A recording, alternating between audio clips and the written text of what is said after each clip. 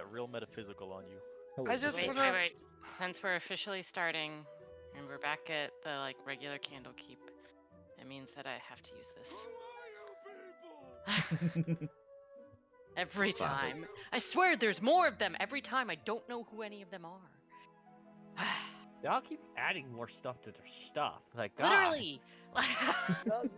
At least one of them has like 3 people. None of my extra characters are here. Yeah. I've got 3 people, but 2 of them aren't here. One of I them... mean, You should your add one is them dead, and the here other one just is so just, that like, way they gone. don't know who they are. You know what? Fine, I fucking will. Here's... But This they're map not is like, actually filled here with at nothing but Candlekeep. their stuff. This map is filled with nothing but their stuff. Literally. I mean, we did manage to hide a pyramid for a while. It's true. I have a single NPC, my little buddy here, and that's it.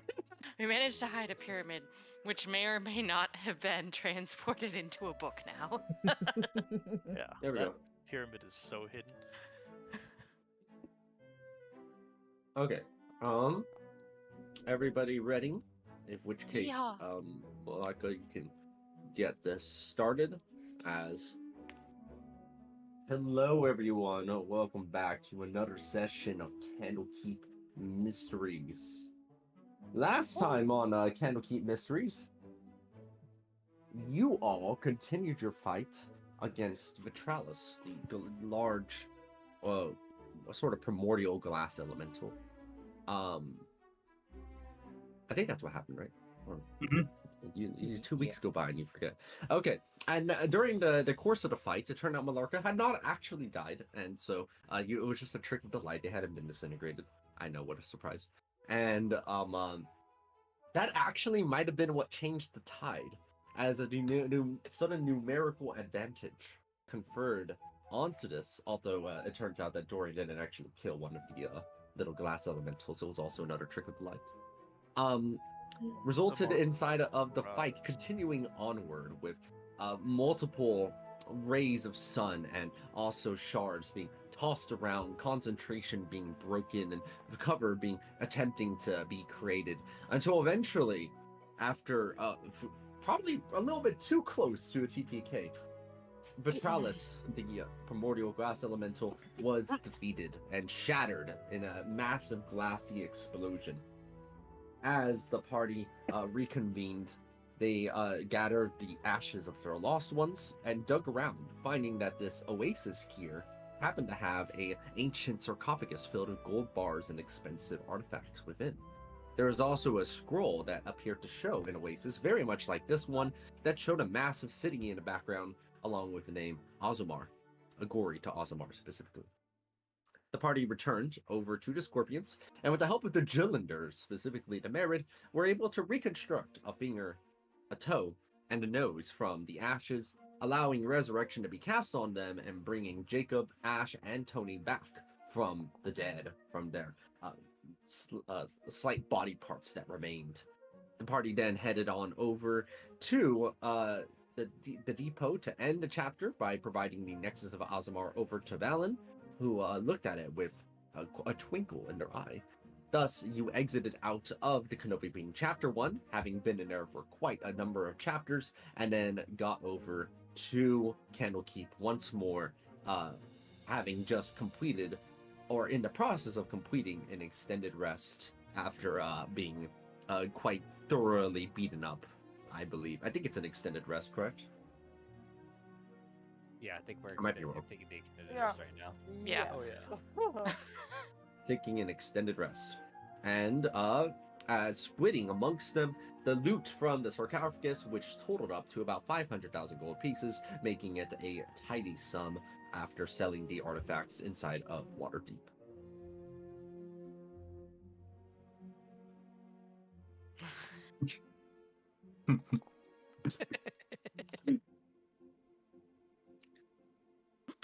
My favorite one is like the Imagine Dragons Radioactive, but it's like starts with like startup sound and then Wilhelm scream. There's also the one where they just say, where like they hold their breath and then they just don't let go. Me? Yeah. did you keep pitching it up? Every time I feel it in my home. My bones. I'm really Oh, yeah. confused I am because Okay, here Bone of you my can listen to sword. this while you figure out what your lives are like here at Candlekeep. Oh my! No, I've listened to this before. I don't wish to again.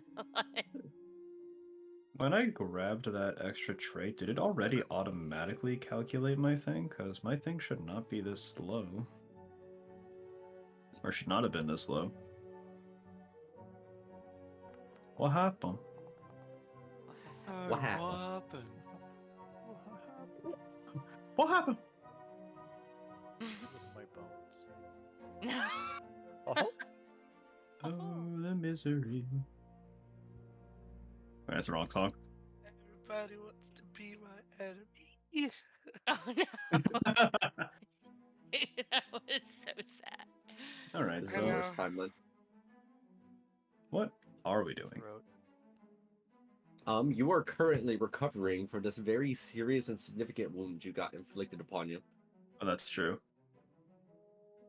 Speaking of, I suppose that means that we can start going down as everybody does so. Layla, what are you up to as you notice that Candlekeep is unnaturally sunny? By the Unnaturally way, since sunny. it mattered, it's by the way because it mattered last time. If anybody requests for assistance from Phoenix, you have to do it before Phoenix goes. So, Maestro and Zashi, yeah. Hey, what if we get a horde of Valhalla? And anyways, that's just a warning. Sorry, continue. So Aqua. Candlekeep has gotten unnaturally I'm Shit. sunny. sorry, Rose. For the past 2 days, every single person in this world has interrupted you every time you've attempted to speak. It's okay. It's because I can't talk loud enough so people don't Oh. register me. Sorry. It's all good, don't worry. I'm so used to it, and it's not even like a sadness thing. I'm just used to it. I was wondering if we get if we buy a manual, could we do it during the extended rest? Yes. Okay. It does not require you you have enough time. That's what I'm saying. You have enough spare time between the various happenings to make it happen.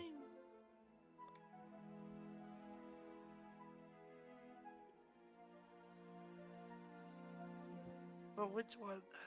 The question. What do you mean by which one? Which one do I go with? I don't know. You probably Like just con want strength, don't or you? strength? Yeah, con or strength. I don't know. Cause my con or my strength is already 20, but the manual makes it exceed it, right? Mm-hmm. Yes, it does. So then that one. Go for it. The gains! Manual of gainful exercise, that's funny. Okay. I'm gonna buy one of those bad boys. Gainful. It's a +2, right? Yes. It is plus. Okay. Perfect.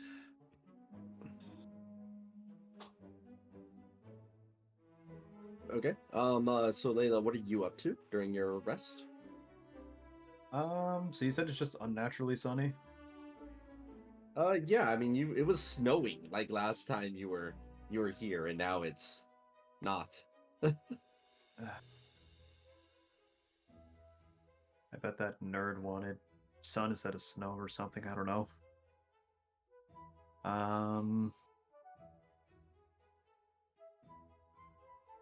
Layla is going to go actually visit Phoenix before he heads out.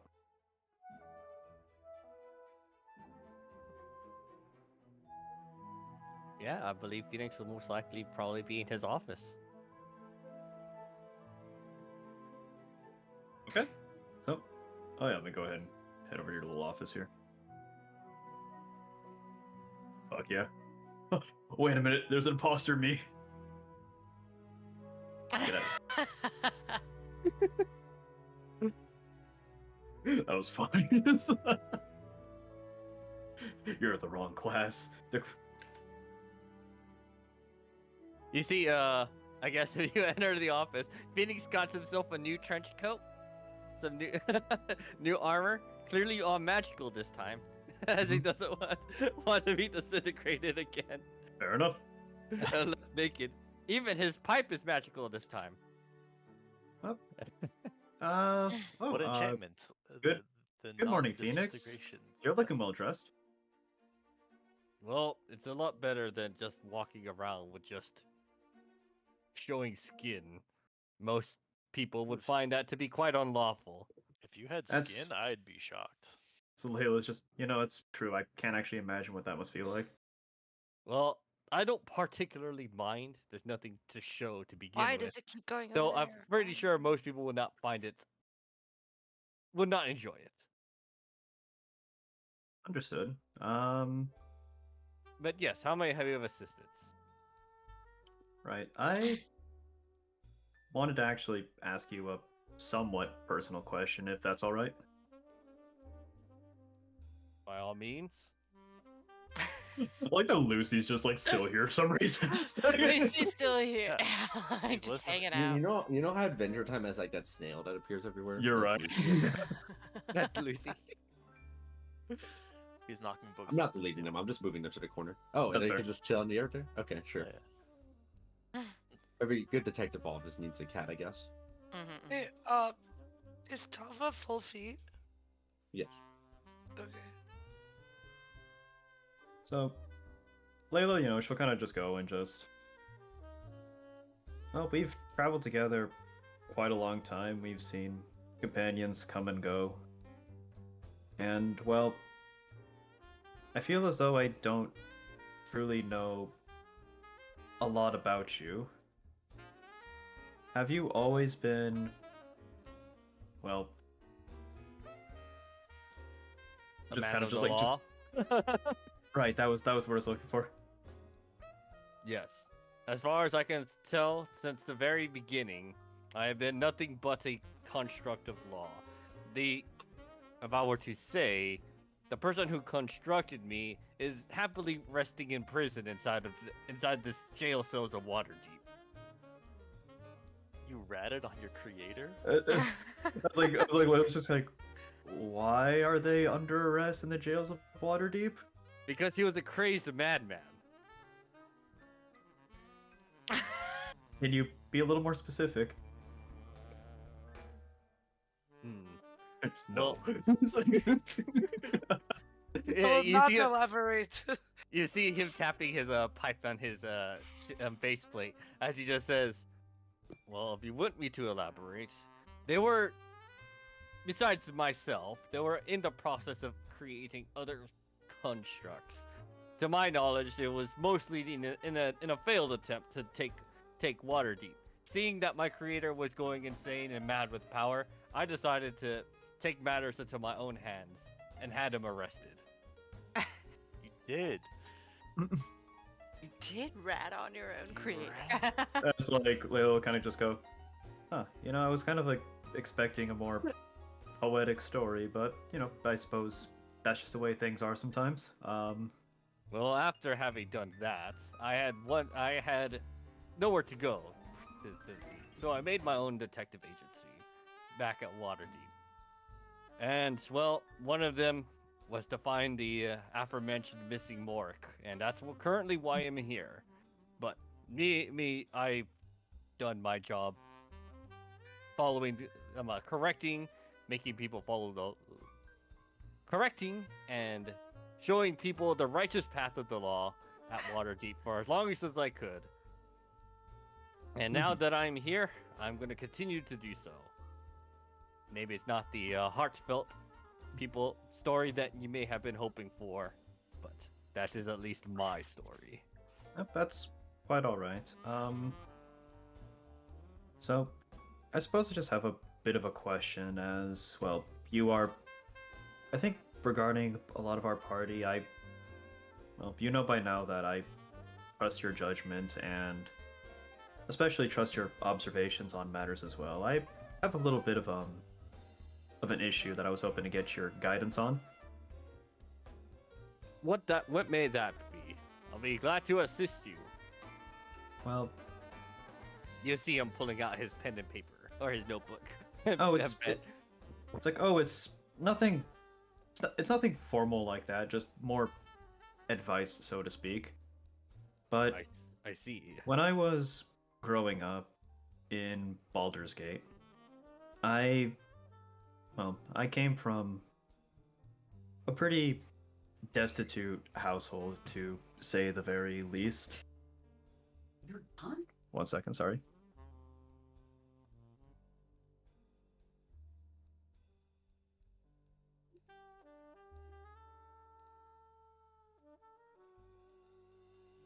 Sorry about that.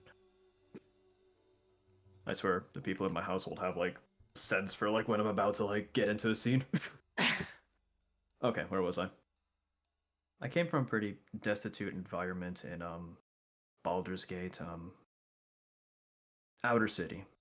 Not a good place to grow up in, and well, I knew a girl who, well, she really had nothing to her name, only the rags on her back.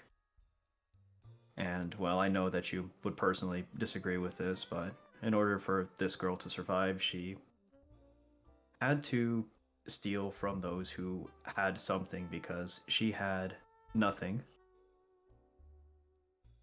And so this girl, she continued to grow up, knowing only just how to take from others, and then started chasing a fool dream of, well, one day being able to take everything for herself, until she realized that dream was, well, it was a fool's errand. And so this girl, now with nowhere to go,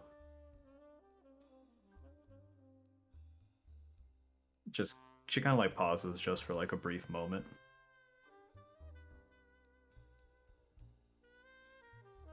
For somebody who has really just spent their entire life stealing and the like, do you think that it would be possible for someone like that to, I suppose, give back to the world? You see Or- that Phoenix says this entire time has been leaning back on his thing, but he keeps tapping his pipe to his faceplate. And then when you're finally giving him the opportunity to respond after Mhm. like he's just constantly listen, he leans up from the thing and pulls off the pipe from his face and says, "But of course, there is should the individual who wants to escape the unlawlessness that they were born with or been subjugated to, by any means, there's always an opportunity for a retribution. There will be some reimbursement that must have been done in order to pay back for everything that they have done. But there is nothing that, besides, well, I say willfully active, like insane amount of evil that one cannot just recompense and pay back what they have done. So yes, I do believe even that individual has a chance of redemption." Layla kind of just takes a moment to like, just nod a bit. Any ideas how this, well, girl I knew might be able to get that redemption? Depending on what kind of immoral acts that they have committed and what they're willing to do, they would have to start small. And they would have to work towards their redemption. There is no such thing as a simple, "I'm going to pay everything that I have done back." Deeds, and lots of them. I see. Thank you, Phoenix. I really appreciate you hearing me out, and I think that my friend also would be very grateful to hear your words as well. As Layla's just gonna kind of reach into like her pack, pull out the pipe that she's had since like the very beginning, kind of like look at it for a moment, and then just set it on your desk. Oh, I heard a rumor about 13 years ago. This pipe was stolen from House Yoon in Baldur's Gate. I trust you'd be able to know what to do with this, right? He looks at the pipe stolen from House Yoon. Yes, in the upper city. You've been having this pipe this entire time, haven't you? Yes, and I heard recently that it may have been stolen. I see. Phoenix looks at you, can clearly tell that you're lying, Mhm. and just like, I'll see to it that this pipe is returned to them. All right. Well, thank you, detective. Like Layla kind of just know, like just kind of like the silent things. Like, yeah, we both know I'm lying. Like, Phoenix is clearly not gonna harp on you about it, as he just like he like nods in understanding. He's just like, I'll see it to it that that this pipe does return to them, and that yes. mhm. If even you'd like, you could even do a further background check on it. That's well tied with one of the elemental planes, but just heard it for the grapevine. I see. Your sources are extraordinary. We could use somebody like you in the office. I beg your pardon. Yes. Somebody who has an immense amount of sources will be great asset to the office. What say you, Watsar? Do you not agree? I think that there's a lot of potential for having a scout. There's one thing that we certainly lack, it's that we've never been able to go and gather information more directly. Mostly we work in the realm of hypothesis around here. I think, however, that having somebody who can more reliably reach the front lines to gather data more personally is exactly what we are missing. No, sorry to say, we don't have that capability between the two of us. I don't think that's an inaccurate summation. Phoenix just continues to lean back in his chair, tapping his pipe. He's just like, front lines, Yeah, I guess that's pretty much true. It's mostly just hypothesis until eventually we find a culprit. And I suppose, respectfully speaking, I would definitely say that I'm the better shot between the both of us. Yeah. It's just like, yes, my aim is certainly not up there on par with yours. With your keen mind and your perfect recall, I just see like a montage flash through your eyes of all your shots missing. miss. Admittedly, the past couple of ones have at least hit. But yes, he definitely knows that he nowhere compares to Layla's shot. Well, if you I can't exactly say that I'm the best with words, but I do know my way to... I can say that, well, I know how to stay to the shadows and also how to handle situations should they get a little hairy, if it comes to that, which, let's be honest, most often it does. Yes, it tends to happen sometimes, but most times we try to discuss things like civilized people. We try not to just go all barbaric. But there will be occasions where having muscle is certainly needed. I kind of just pauses for a moment, and then, she'll smile and just say, "You know what? I'll take you up on that offer." I'll be glad to have you in the detective office of Phoenix. Phoenix will reach over one hand as trying to shake your hand, I guess. Layla will go ahead, take your hand, give it like a nice little shake, but she'll also just like over the desk, just kind of just like pull you in for like a little hug. You've known her for a while. Yeah. And thus, Layla joins the Phoenix Detective Agency, or maybe as an intern. I don't know. that's more up for you. No, it's fine. You have a salary? Probably. And then I need to start giving, because I think I've been giving Watsar his own salary, so I need to be doing the same. I need to give Layla their own salary too, so it's all good. I don't think you give What's Our anything. Phoenix, I need vacations. You just went on vacation last week. It's a business trip. Yeah, you can write it off as an expense. I need to take bereavement for what my grandma's goldfish died. Oh no, not the goldfish.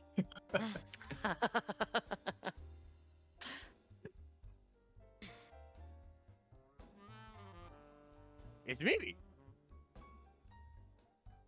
This has randomly popped up and disappeared. Which stuff are we talking about there? Sometimes I can still see their voice. That's incredible. Congratulations, you managed to successfully join the Phoenix Detective Agency. Yippee! Hold on, let me get the victory music going. Oh my god, that's the Pikmin one. I know it. If it was a quest, we Wait a If it- second. I recognize that. But if it was a quest, we could even do. I love Mountain Blade.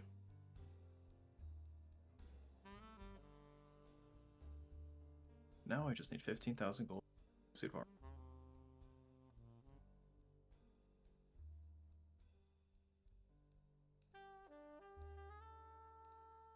So does Layla just go with whatever weekly event that Phoenix takes then? Yeah. So Layla, yeah. If you're going somewhere and you need Layla, she'll come along. But if you're telling her like, go be free, then she'll have her own ways of passing the time. Yeah. I mean, it just depends. I guess like whatever Phoenix has. Phoenix most of the time will probably just, if somebody asks for assistance, that's what Phoenix will be doing the week. Mhm. And Phoenix will likely request your assistance for maybe whatever additional checks can be made on those, I guess. Yep, If nope. Aqua allows it. But besides I've- that, Like that before? Yep. For this first little thing you're going on, Layla will accompany you. alright. So unless anybody else wants for assistance for Phoenix, it'll just continue to be whatever Candlekeep does. Either way, that's it. Alright, then, Layla, are you helping out the agency during this week? Yes. Okay, I'll leave your check then and resolve it along with Phoenix's. Okay. Alright.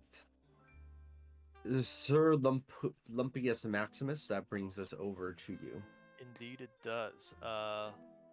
My good friend Ash and I we're gonna do some science, some experiments, some magical tinkering with the very fabric of reality itself. Oh lord. Nothing can go wrong, clearly. Nothing can go wrong. We have talked about backup characters.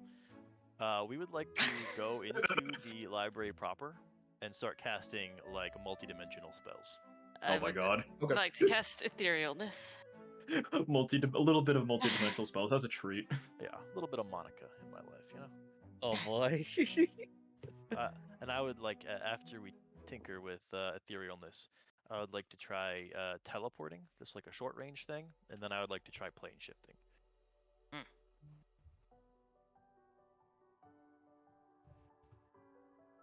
God. Back to the library we go. God, using not Chrome makes this go so much faster. Hello. Told you. Chrome is stupid. Firefox is goated.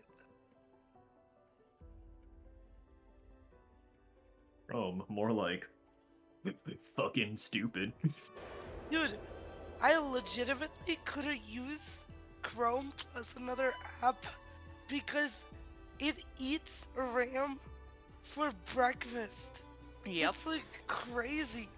You're telling me that me opening Baldur's Gate and League of Legends and like two gacha games at the same time takes less CPU than Chrome? Like, no fucking way. What are they doing? I don't trust them. Oh, speaking of gacha, I need to open Cookie Run Kingdom. My God. Priorities. I'm cookie Uh, filled. Anyway, I cast etherealness. And then I look with my special eyes. Hi, Brian. Do you see? Do you see with your special eye? Does the vast multi-dimensional verse of the Candlekeep drive me mad? Cast detect magic and blow your eyes out. All right, here you are, and you're attempting to just test a couple of spells out, right? Yeah. That's not really an extended rest thing because you could just kind of do that whenever. So you'll still have the rest of your extended rest unless you're attempting to do something more Cool. grander in scope than just testing some spells. You can attempt to do so. All right. So I'm using etherealness first to try to step into the ethereal plane and see what I can see here in the library, and if I can learn anything about the structure of the library itself or the planes within it. What You do see you with your special eyes. see? Yeah. You enter over into the ethereal plane and find yourself looking down into Candlekeep proper with the books. Everything in here seems so vibrant and full of color, just as it were back on the material plane. Oh. You reach over to touch one of the books on the wall to see if you would phase through it as expected, but instead you're physically able to interact with it still. As Holy Jacob from the material plane, you witness the book jiggle a little bit, which Ash is interacting with. Looking a little bit into the distance, a perpetual fog still sort of lingers off when you stare down the hallway far enough, but in between you still see strands of little ethereal wisps that pitter and patter throughout the air, maneuvering around, and some in the same color as Amiram. Do the light ropes exist in the ethereal plane? You do not see the light rope attached to you anymore. That makes sense. Interesting. All right. Well, this is fascinating. Do I know anything off the top of my head with my Arcana expertise about objects or anchors that can exist through multiple planes like that, like with the books? There is very few. There are things that do in fact permeate between the planes. For example, force cage and some other force related spells like Liamon's tiny hut are able to persist between both dimensions simultaneously. For it to be existent on an object that isn't made out of force is incredibly unusual. For it to extend into every physical object here, because it seems to permeate for every book you're touching, is unheard of and would require magic of an unimaginable scale. I know a wizard that can do it. All right, I'm going to come back out of etherealness and obviously convey as much to Jacob. This is very concerning if Quill has been able to do all of this on his own. But did you see me move the little book? Yes. Well, if I wish to pretend to be a ghost, now I know how. At least here. Awesome. Fascinating.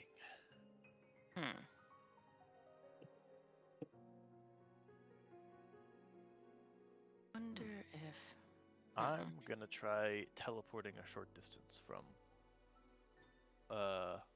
just like across from one side of the just to like behind. Like an I'm going to, Israeli- before you do that, Yeah. offer you a light rope. Oh, in this dying time. In this economy? You take what you can get.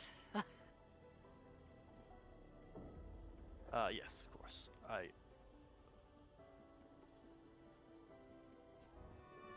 pop the light rope on, and then I attempt to teleport just a short distance using the spell teleportation. A short distance, you said? Yeah. Okay. You teleport a short distance away using the teleportation spell. Or you would, except you notice that as you attempt to do so, it simply doesn't. Oh. Hmm. Concerning, but not the worst outcome I had planned for. You explode. Par. That's so funny. Ash, you laughing peaked your mic.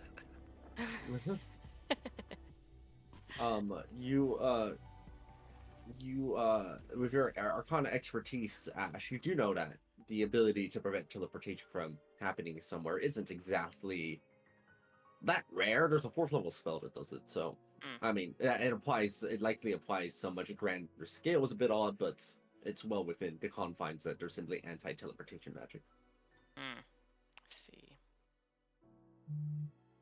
Oh, this is interesting.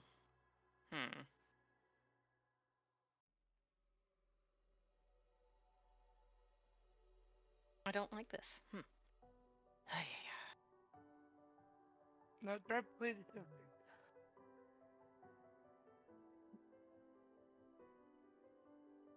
Taking a lot of. Oh, Their power went out. They'll be back. okay. Hold on. Some powerless much. fool. I'm just taking a lot of notes on this, and I'm thinking. I think what I'd like to do, actually, Jacob, I don't have any other specific scientific experimentations here, but I think I'd like to look into, for my extended rest, about.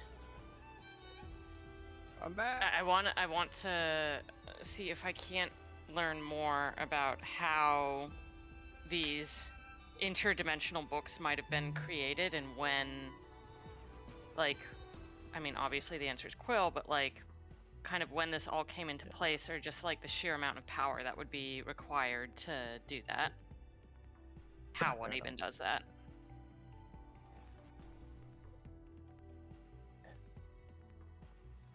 Fair enough.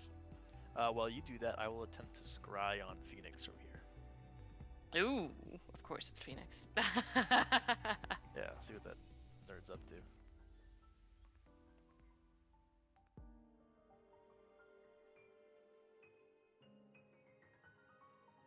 He's the only one whose right to privacy I don't mind violating because he is a cop. Jeez. That is just, you can assume that he can't already see you. Imagine like Layla's just like saying like that story about like her friend, and then just Phoenix is like looking in like the direction of like the scrying eye, just like. Actually, there is actually one other thing I'd like to try while I'm here, but you go ahead first, Jacob. Can you look at me through the scrying eye? Because you'll see I'm flipping you the fuck off, nerd. Looking square. Where's this animosity coming from? My, I grew up being arrested by him.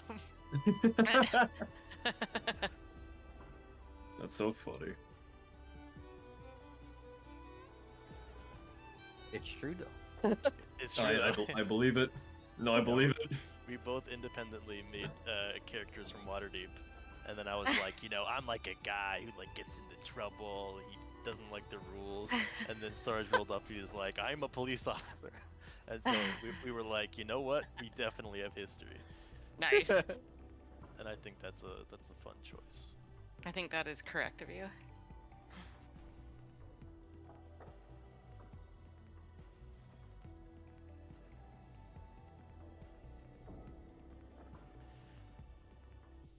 But yeah, I'm just seeing if scrying works from here. Okay, and where are you trying to scry? I'm trying to scry just on Phoenix. Okay. Wait, you go who for the was from scrying over Baldur's on. Who was from Baldur's Gate? Let me check something about the scrying spell.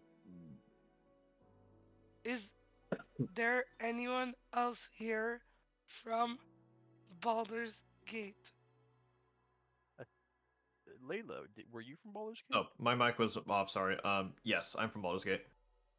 Hell yeah, homie. Me too. We 313. we Baldo gating. I am from the Ryland family. It's a family of swordsmen. And then Layla flips you off because she's from the outer city. Because you're from They're the like outer city. they're like um they're a real family from Forgotten Realms. I think They're when you were, nobles. I think when you were making your character, I was like telling you about Baldur's Gate, and I told you about that house also. This conversation feels familiar.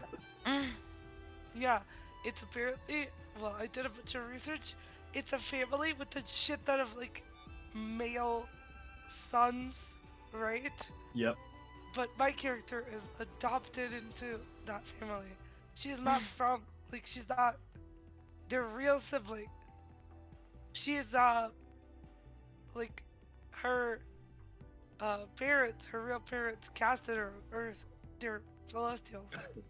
Right. So that's why she has celestial magic, but it's like she's adopted into this family and grew up with a bunch of brawny, like, boys. So she was like, I want to be stronger. Fuck you guys. I wish nothing but the best for her. Yeah. You attempt to cast Scrying and it does not succeed. Immediately, Ash, you posit this is because Scrying only works on your same plane of existence, and this is not on a material plane.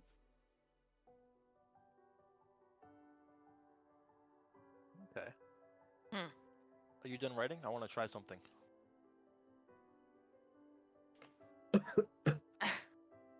Or something on you. I need your consent for this. Do you consent? I need you to fail a save real quick. All right. I'm going to attempt to banish you back to the library. Ah, okay, go right ahead then. No problem here. It should only be temporary.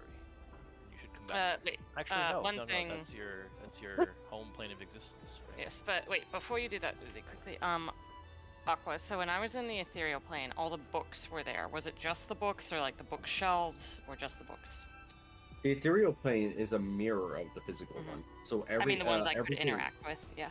Oh, every book was interactable with. But like not the bookshelves. You touch the bookshelf, and yes, you can interact with it. Okay, good. I didn't want to blast apart a book because I don't want to potentially kill people who are trapped in there. I'm gonna go up to a bookshelf, and I would like to use disintegrate on it. Okay. You target one of the bookshelves nearby and disintegrate as the wood collapses down into a pile of ash. You contemplate the irony of ash turning ash. But I'm then just you- gonna you'll- use it really quickly. I want to use etherealness again to see if it is. I'll Okay. use that at 8th level to see if it still exists and is interactable in the ethereal plane, or if I got rid of it through both planes of existence. You check on the ethereal plane, and it is but a pile of ash. But you're watching for a little bit, and what you notice is that a lot of the little strands of ghostly ethereal wisps everywhere Mhm. suddenly are beginning to converge over onto where the bookshelf ashes are, and Interesting. almost picking them up and reconstituting them back to normal as you see the bookshelf beginning to reconstruct itself in the span of about 30 seconds before your very eyes. Holy shit. Okay. Okay, I come back, I take a few more notes on it, and then I turn to Jacob and say, very well, banish me. Well, I was gonna banish you back to, you know, the entryway, but that's our home plane, so well, I guess we can try that, and then I can try banishing you into a book.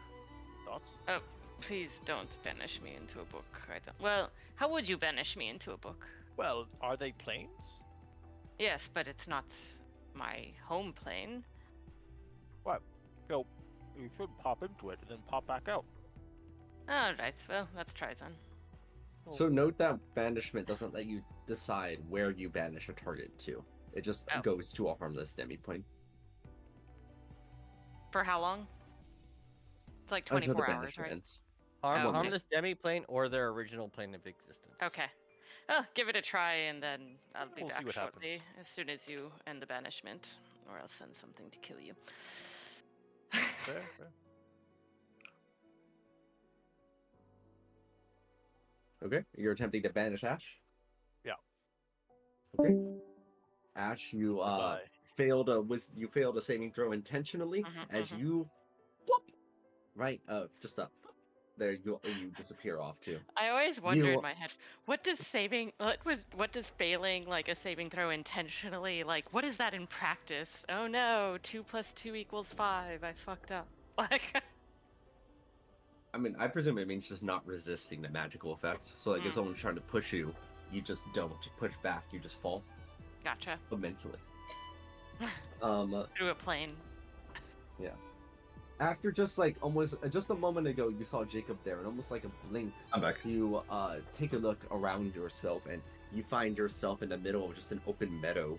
There are some boars around the area. It's a nice day outside, though a little bit cloudy. Birds are shining, kids are singing. Do I have any idea what demi-plane I'm in? I mean, boars. These are just regular old boars. You look at them; they seem like male pigs. These seem like normal trees. There's Little boorish. no other nonsense going on here. It seems pretty likely this is the material plane. Wait, did I send you somewhere random? Yep.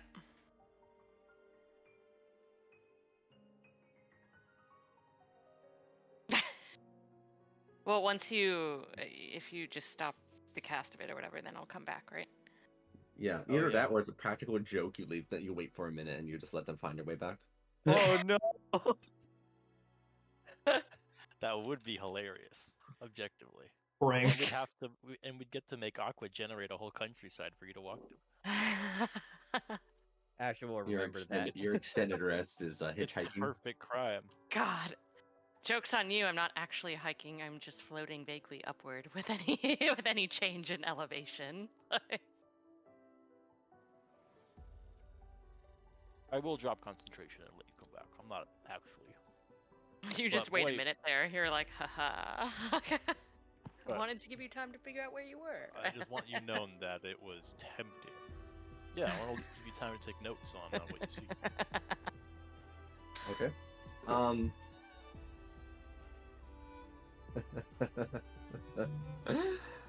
You drop concentration. And you wait for the faint pop of Ash to return. Ash, a minute has gone by, and you're waiting for Jacob to drop concentration. 2 minutes go by. Oh no. Dot. I make a note of your failure to reappear. Well, Who could have seen this coming? I did ask for consent, so that is important. Yeah, your conscience is clear. I mean, it could just take a little bit longer because time works differently in the library and or that's true. books. Maybe it's like a time zone, you know? Yeah, maybe it's a time. Time zone. zone. Anyway, I'm gonna start walking, I guess, or floating. Yeah, you're floating by as the boards kind of stare at you and your horns as they seem to admire the horns that you have. They're very impressed. I nod my head toward them. So you're like in the material plane. Yeah, somewhere. See what happens is like you're just like looking around trying to figure out what's going on, and then all of a sudden you see like this nautiloid crash in like the wilderness, like it's Oh god. Baldur's Gate. and you gotta make your way back to Candlekeep through Baldur's Gate. Jesus fuck. A whole adventure just to get to Baldur's Gate. Say hi to J.K. Simmons for me.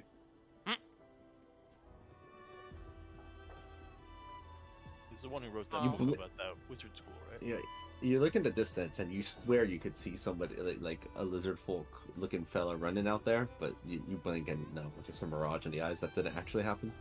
Yeah. Okay. Now you're going crazy. Freaking A's. Have you seen Jackie Chan Adventures? One You know, more. maybe, maybe just maybe we should have planned for One a more way for thing. Ash to get back. Possibly. Anyway, I'm gonna start my quest back to Candlekeep now. Right. Would you like to do anything to accelerate your progress back? Do you have like a contingency of any kind to get you back?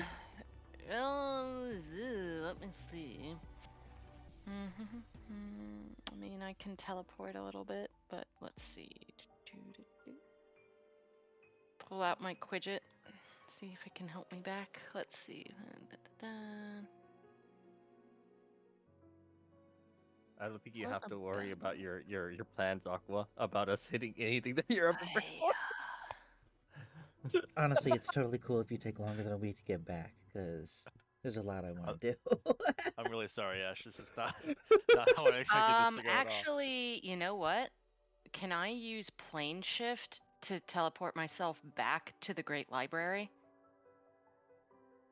You can attempt to, but with your Arcana expertise, you're getting the distinct impression that the library is warded against both teleportation and dimensional travel into it. It's just not out of it. Oh, that's why you couldn't be rebanished back in. Gotcha. So basically, you already want to be teleported out. That's fine and dandy, but the whole teleporting back in is the issue. That's against the rules. Oh my goodness, banishment inside the library is insane then. Yeah. Do you have Blink? No. Could I use plane shift, even though I'm in the material plane, to simply shift to another area of the material plane? That just sounds like teleport with extra steps. It does. Yeah, but, you know, I'm trying to see what I can do. Can you plane I just shift thought of into it. Phoenix's office? Exactly. Well, Phoenix's office is a dining plane. It's like a little pocket dimension or something. Wait, hold on. Is the library itself warded against interdimensional travel, or was the whole Candlekeep warded against interdimensional travel? That's a good question, but also I have a feeling. Did you inform your party about your plans before doing this? Nope. Of course All not. right. Jesus. I'm sorry, everyone. I regret to inform you that I've killed Ash.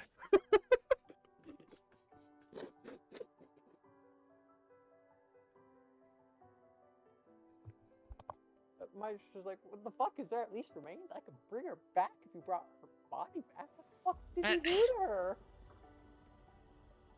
Well, If you find her body, you can have it.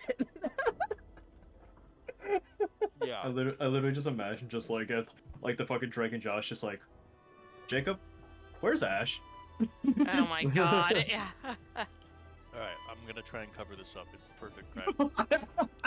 Commit the perfect murder in the library. Yeah, the only problem with that is you're gonna come back and and you're so suspicious where it's like, I don't know where Ash went, and everyone's gonna be like, she went into the library with you, dude. Ash is on research.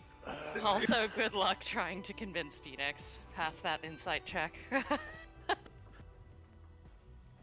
While you're here in the library, Sir Jacobidus Olympius, is there anything you would like to do in your extended rest? Now that your lab partner is gone. The last thing I want to try is plane shifting. Like using the point shift spell? Yeah. Okay. Do you have what plane are you attempting to shift to? Material.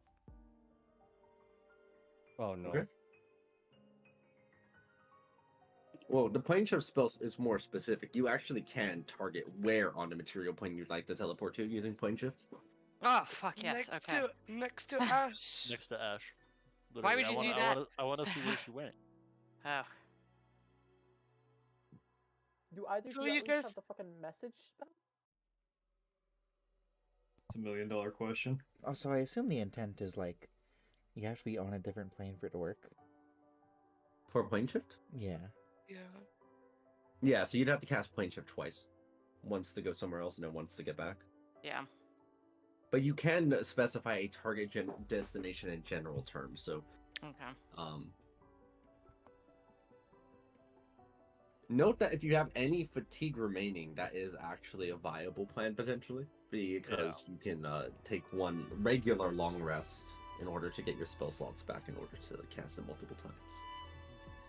It's fine. I can use my staff to cast Plane Shift twice Oh, well, that's easily. convenient. Your staff of the Magi. Mm-hmm. Yeah, that's why I have one plane shift. Well, from my hold on. I business, think and that's also the one have that it you guys need to staff. discuss. Ash, I presume that you were you had gotten some kind of tuning fork in advance for a particular plane of existence for something like this when you got the spell.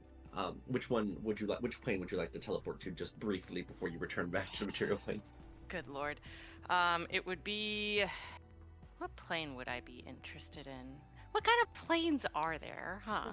I mean, There's the Hells, there's the Shadowfell.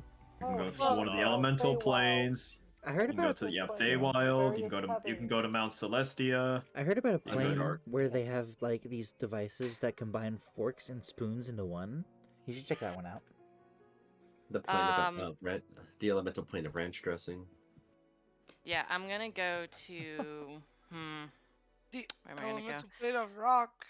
I'm gonna go Go there. to Lame. the elemental plane of School of Rock. Yeah. Hell yeah. Rock and roll, baby. I always like to teleport to the rock plane because it feels like the least dangerous one, you know? Yeah, no, actually, I would have it tuned definitely to like what it would be a less dangerous plane to begin with. So I don't know. We'll say Celestia. That sounds possibly less dangerous, maybe. Elemental plane of air is Check if probably you the can safest find plane. my parents up there. Although Okay? I would Likely be to fucking careful fall. because going to Celestia could be a problem if they That's find out true. you're a necromancer. Yeah, you're right. Never mind. Okay, it's gonna be elemental plane of. Air or water are probably the two safest planes. Yeah, we're gonna go with air. Water. Fuck And no. can you breathe in water? No, just the elemental plane lets you breathe. It's generally not an issue. It's weird. So you can think of, I guess this description will make it more clear what the elemental plane of air looks like.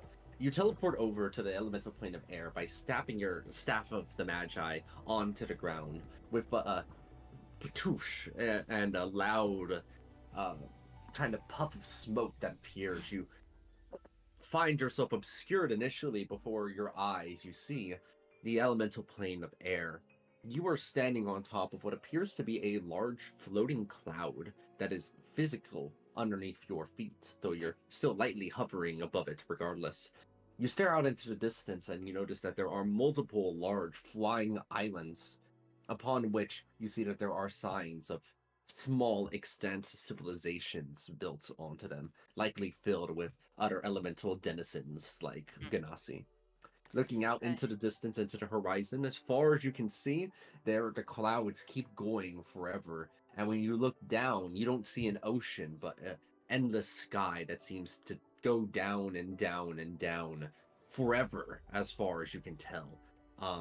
You can't see far enough, though, because eventually the density of the clouds simply becomes too much, and you can't actually see beyond it. You believe that you see large serpent-like creatures floating around in the distance down there, although they don't appear to be any meaningful threats. I take a moment to hold my staff and wrap my tail around my waist and pretend I'm, Sun Wukong. And then I just say, I would like to stay here more, but unfortunately, I have a bard that I need to inform I am still alive.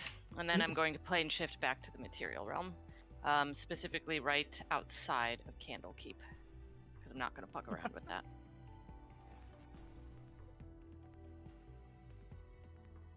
Well, I was trying to find a good picture of what the elemental plane of air looks like. This one's pretty close, though. Thinking about that one, Look at Legend of Korra pictures, you'll be fine. No, I was thinking about the one Ooh. Ooh. Pretty. It is really pretty. The elemental plane of air is great. There was a dungeon in World of Warcraft Cataclysm that also reminds me of the elemental plane of Got air. the stick. I think you can if you search long enough inside the elemental plane of air, you can actually find the god Bahamut in there. Whoa. Yep, that's where he resides. I mean, I would check a little bit more around, but you know, I have Jacob to go be like, I'm to be like, guess who's still alive, bitch. I lived, bitch. Yeah. Yeah. lived Jacob, you're kind of it. exiting the library when Ash kind of shows up before the day is even over. Right when you're exiting, they kind of show up at the same time. I will let them determine what kind of expression they have on their face. I just look somewhat disinterested, and I just say very, very plainly, I say, so you can cast someone out of the library, but you can't bring them back in. My relief at seeing you is plain on my face. Yeah, I get it. And then I'm just going to say you owe me a drink. Yeah. You know what? And I could use one as well. Let's go to the inn. Love that. Love that for you both. Barkeep, around on me. Give me a drink, bartender. Give me a drink, bartender. Well, that was very unexpectedly exciting, as all good science is. Yes. That being said, this did not take your extended rest to do. This took like an hour tops, right? It didn't take that long to do all this. Yeah, so I think, like I said, for the rest of my extended rest, I really want to research about these books, especially now that I saw that they rebuild themselves, because I doubt I've heard of any sort of thing that exists in both the material and ethereal realm that if you cast like disintegrate on will like come back into existence.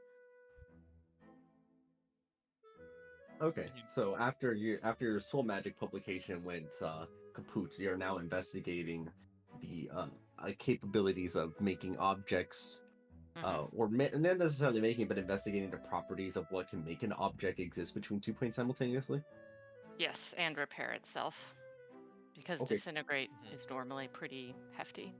In the spirit of our continued cooperation, I'd like to help you do research, and also as a showman, I'd like to help edit your publication so that it has a lot of pizzazz. Oh no. Oh no. I feel like Ash is like, I don't know what pizzazz is, but since it was rejected, Clearly, I read your just first give it draft. to you. You're like, you need bigger words, brighter words, right? Like... Your audience. Think of your audience. I'm taking notes about this. And the Think of formatting. Look at audience. this. Like a wall of text. You need pictures, clearly, like colorful pictures. Pictures, Pull the people diagrams. in. All the best books have them. I'm a published author. Okay, so you begin your investigation over into the properties that are making this happen. So start off by making an Arcana check at advantage due to the nature of your experimentation, granting you some insight on exactly where to begin looking. I would like to grant Bardic Inspiration. Look, that's the first one. As well. Cool, I'll take the first one. I don't which think was- Bardic Inspiration can work because this is over the course of a week, not simply one event. I don't stop playing. Non-stop. You, Anyway, I got like a 30. you will not be able to receive the benefits of an extended rest should you attempt to play during the entire week. All right. Ooh, Can I- that's debatable. Can I cast guidance? That is all. I mean, that would be the equivalent of non-stop playing. Yes, that would be the equivalent of non-stop playing, and you cannot take an extended rest while guidancing every 10 minutes. guidance. Even during their sleep. Bro does Freebird Stream Stream solo. of knowledge. Can't you just throw it at D4 for moral support? I'm just imagining Ash like you're like trying to study and you just hear knowledge. Oh Knowledge. my god. It's like we're in like a normal library. From like quiet, and you hear this like violin like study. Ding. That is true. That is what happened. All right. If I So play you- a triangle, those can hold a note for like quite a while if you let them. Rose, what is this? It's funny is what it is.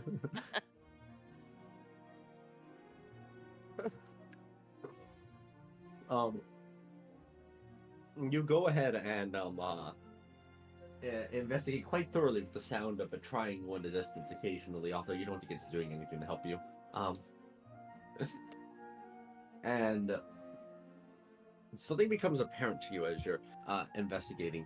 It seems, at least for the properties that are making these apply between the material and ethereal at the same time, looking it over, these ethereal strands you're noticing appear to be some kind of small wisp-like creature. Actually, it seems to be autonomous. You're investigating further into the autonomous nature of them, as they don't appear to be sentient in any meaningful way, but it would explain a lot. After all, if there's a coating of these creatures layered onto everything, it would be what's causing them to be interactable in both planes at the same time. You're looking them over, and then you also try to understand more about the nature of them. Thus, make a nature check. Oh no. Okay. Well. Please. Nope. Should have known. Can I help? I don't think it's worth helping. That's not. If they provided this intel initially, you could also begin your search, or perhaps even in the library, trying to see if maybe your music calls them in any meaningful way. Make a nature check as well, Sir Jacob. Oh. Having found that your triangle is of no use inside the actual little library where Ash is, right? You use what you have and see if perhaps the main library itself provides a more receptive audience, as you channel all of the performances that you've tried, and over the next couple of days, kind of tune different variations of your violin, your triangle, and any other kind of combination to see if you can maybe hit a resonant tone, which is when you get thinking about a tuning fork. You try to envision in your head mentally what a tuning fork of the ethereal plane might look like to provide inspiration for your music. As you play just the perfect note, Jacob, as you're playing, you notice that little strands of ethereal wisps are beginning to gather all around you, to the point that even though you can't see them, there's but a light glow around you and your instruments as you're playing. I heard there was a secret Oh my chord god. that You know Jacob what, played, and it I pleased listened the right Lord. at all. I I'm love glad. that song. That's like a good song, ironically. I hate that every Shrek song is considered a meme. Like they're actually good. Right? I wouldn't say I mean, that. I somebody wouldn't say that once they're told me. memes. It's just more like a good song just becomes a Shrek song because it's in Shrek, but that doesn't mean it's Yeah. not good. It was in Shrek because it was good. Exactly. Mm-hmm. Truth. You know any bad songs in Shrek movies? I sure don't. Oh, I Need a Hero slaps. Even the cover was better than the Than original. the original. It was. Yeah. To be honest, I kind of like Believer the most. That's a good one. Mm-hmm. Yeah. So Jacob, We should watch you have Shrek. We should. Just yeah, you have all of these wisps gathered around you, Jacob. I'm not entirely sure what your current plan for them is, but you can either, you're not sure you have enough time to both continue like interacting with these wisps in a specific way and also help Ash with their publication at the same time.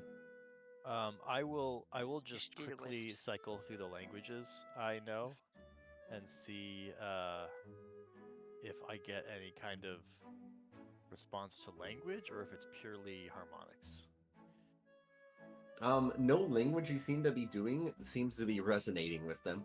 However, having already managed to accomplish this by playing the right tone and tune to them, you are having no problem doing it again. Like, you have found the perfect frequency and know how to replicate it with no problem. Well, it seems like these are part of the library itself, and so I will make a mental note to come back here. But I want to first of all tell Ash about this, and then also I told Ash that I would help help their publication. Yeah, so Ash, you're struggling to get more intel about the nature of them when Jacob returns back with their findings partway through the week. Ah.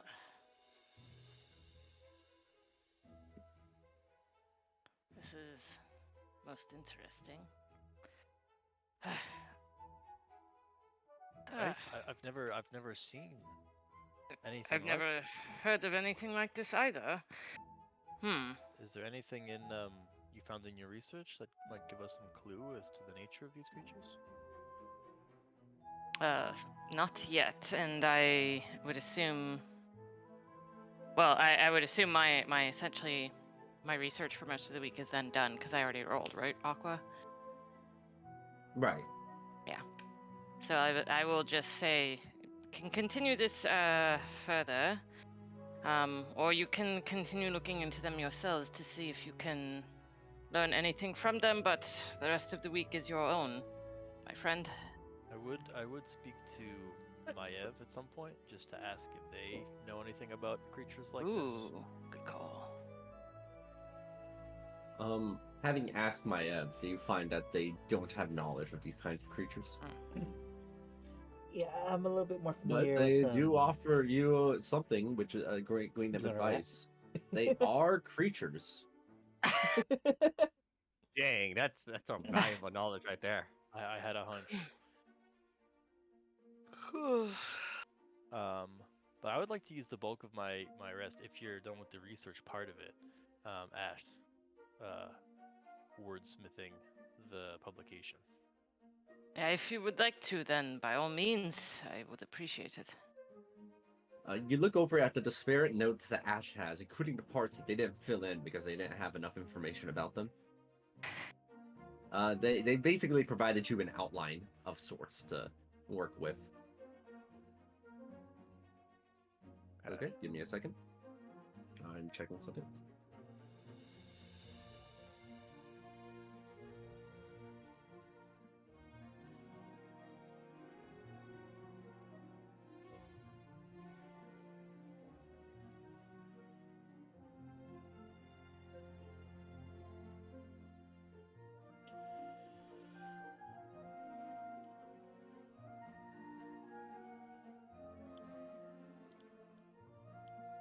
Okay. I'm checking.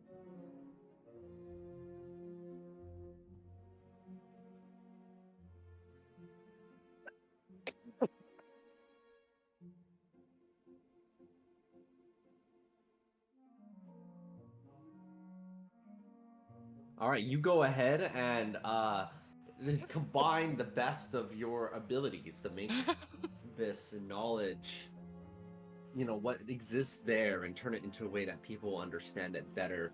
Go ahead and make a history check. A history boy. check. Okay. Dang it! That's one of my good skills as well. Sedge. Wow.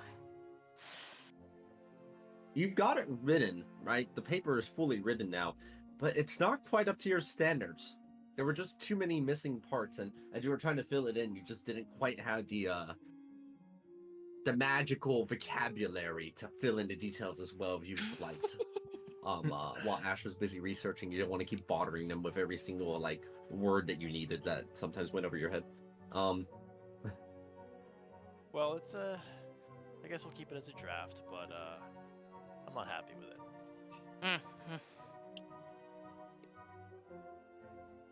Here, take a look at what I've written so far. I take a read over and I say, well, this is certainly an improvement, I think, but we can take, as they say, another stab at it, perhaps another week when we are more rested. Indeed. Right. Tony, what are you up to? It is my time. Um, there's a couple of things I want to do. One, I would like to go home. Me too. Mood. So if I'm gonna head over to Baldur's Gate for my extended rest, I will ask her out to see if anybody would like to just like accompany me to my family's estate. But if not, then I'll head over there alone. So you're going over back home? Yeah, it shouldn't be too far, right? No, you get the water deep in like, I don't know, 2 hours tops. It doesn't take that long to head down to the bottom of the hill, go to the teleportation circle, and never turn back home. Yeah. So she's from Baldur's Gate. So she'll go to Waterdeep and then to Baldur's Gate. Reason being is that in like lore, the Ryland family hosts tournaments pretty frequently. So Oh yeah, I she's remember you gonna mentioning these a while back. Yeah. yes. So this would be like a week where a tournament would like Oh, cool. happen and like I wanna go and beat up my brothers if I can. Classic. Nice. You head Yeah. back over to begin enlisting yourself over into the tournament and begin training up in preparation. Thus, the day of the tournament does arrive, and there are a number of fierce competitors as your reputation has preceded you. You've already had some amount of renown. You've been in some tournaments before, so the prize pool is a little bit higher this time. Hell yeah. As some truly fierce competitors, a 1v1 round robin elimination show up to do battle with you. I'm This ready. format? Okay. You go ahead and make an attack roll with any weapon you choose. Oh. The fact that you were in Baldur's Gate, this is so much like Baldur's Gate 3. Whoa. Yo, can you like say hi to Starian for me? Yes. Thank you. Hello, dear. Okay, so I'm just checking something.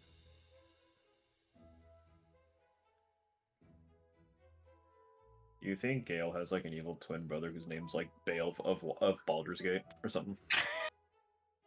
I think Gale is the evil twin.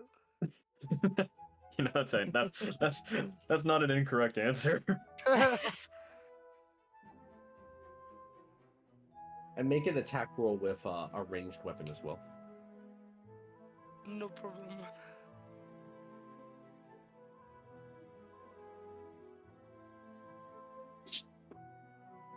Bless you.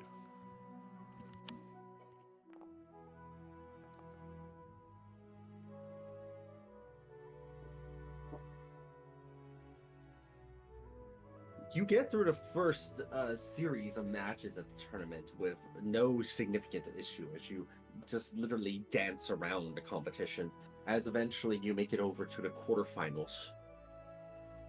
The quarterfinals match is against a particularly gruesome foe. It appears to be a intelligent troll wielding a weapon inside of 3 different hands at once. Ooh. Thus, as you're fighting against them, their regeneration is making it quite tough to be able to defeat them by just a flurry of hits individually.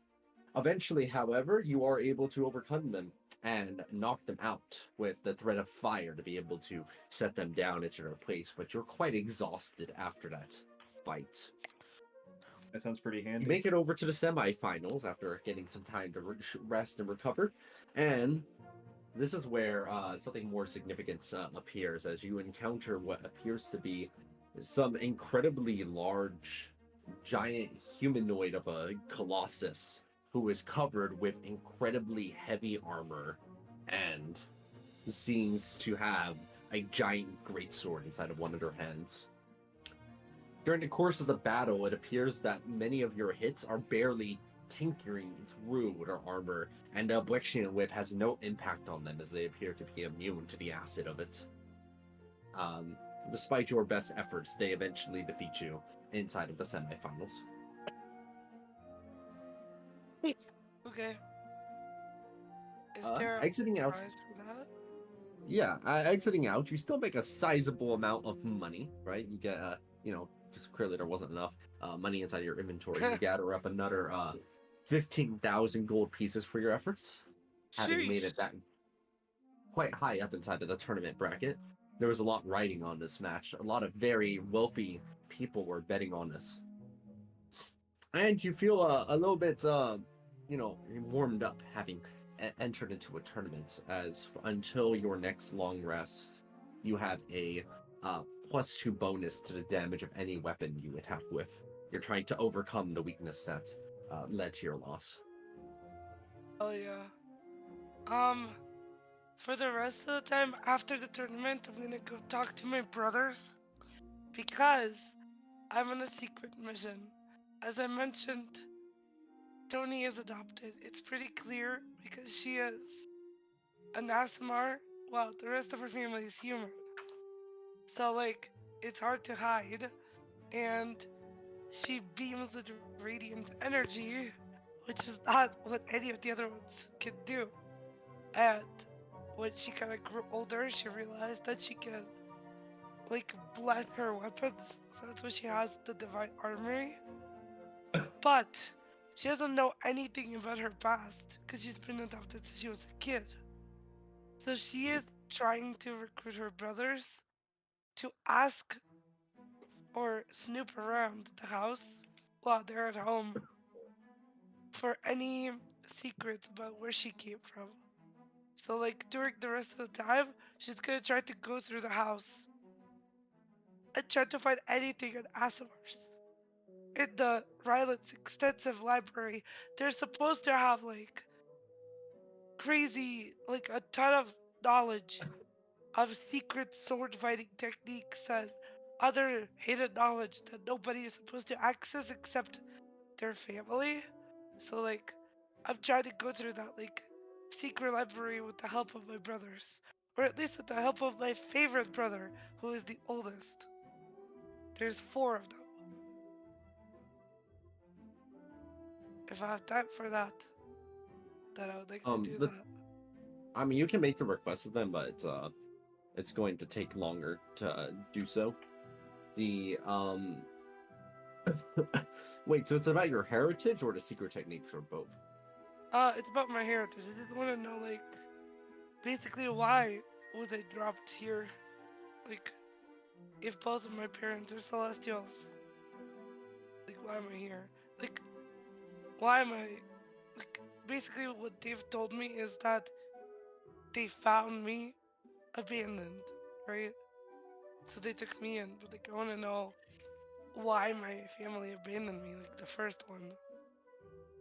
So, like, I'm trying to figure out if, like, the Rylands, who are notorious liars, have any dirt on my past, basically. Because she doesn't know where else to go. But yeah, I could just make the request and, like, do this next time. Yeah. They're busy people, so you get like just a brief opportunity near the end of the week to kind of make the request that you have a nice lively time with your family during your final day of post-tournament recovery and heading back over to Candlekeep. Yeah, I'll tell my brother, like, it's been bugging me for a while. I want to know the truth. And it seems like nobody wants to be honest with me, so since you're kind of like their favorite, I'm sure they won't mind you looking around. What? Someone ping me? Uh,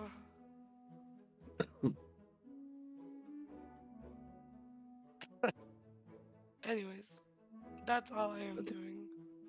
All right. And don't forget to add the effect to give you that +2 damage when you I have can. no idea how to fucking do that. Hold on. Effects. Lovely. Somebody else can help you. Temporary. Milarka, you're up. What are you doing for your extended rest? Alright, so there's a few things that have to happen. First, I will be investigating the Nexus of Azamar to see if I can break it up safely and whatnot. Mm-hmm.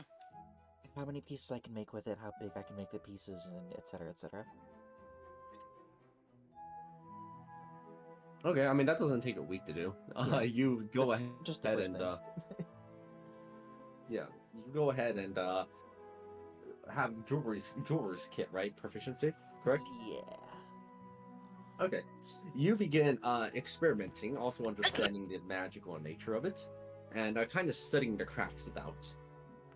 You go ahead and break it, reattach it, break it, reattach it, break it to different chunks. Try to find kind of what's the sort of largest permissible size you're able to have it, or the smallest permissible size you can have it while still retaining the benefits, and how many chunks you can sort of safely break it into before it begins to show any serious signs. Based on your evaluation of it, right? You think pretty reasonably, based on the amount of crystals it has currently, it could probably be broken into about 6 pieces. And your estimation is that should all of the current existing remaining crystals on everybody's person be melded into it, it could probably be pretty safely broken into 10, and anything more than that might risk a serious structural collapse. Okay. For the rest of the day, I guess I would go around to everyone and gather the crystals into the Nexus so I can break it apart for one piece for everyone. Well, Phoenix already had his own solid piece. You gave it to, what's her face, didn't you? Oh yeah, I guess he did, didn't he? Wait, did that actually just disappear from my inventory when I gave it to her? It is not in your inventory. Okay, so I don't have it. So I don't have any pieces right now. Happens. But yeah, we'll do that. We'll give everyone a piece of the Nexus. Then the next day, I need to start making some magical-ish items. Just with my Artificer's Infusion stuff. Open the pin, because it's easier. So, Maishra did get the adamantine armor, right? Yes, she did. Gonna figure out selling. See if she can find someone to sell it to. Why do you want to sell it? No, sell her old armor. Oh, okay. So I will give an enhanced defense to make the adamantine armor +1. Yay! Layla, if you would like, I can give you a +1 enhancement to the Topaz Annihilator. I personally would not mind that too much.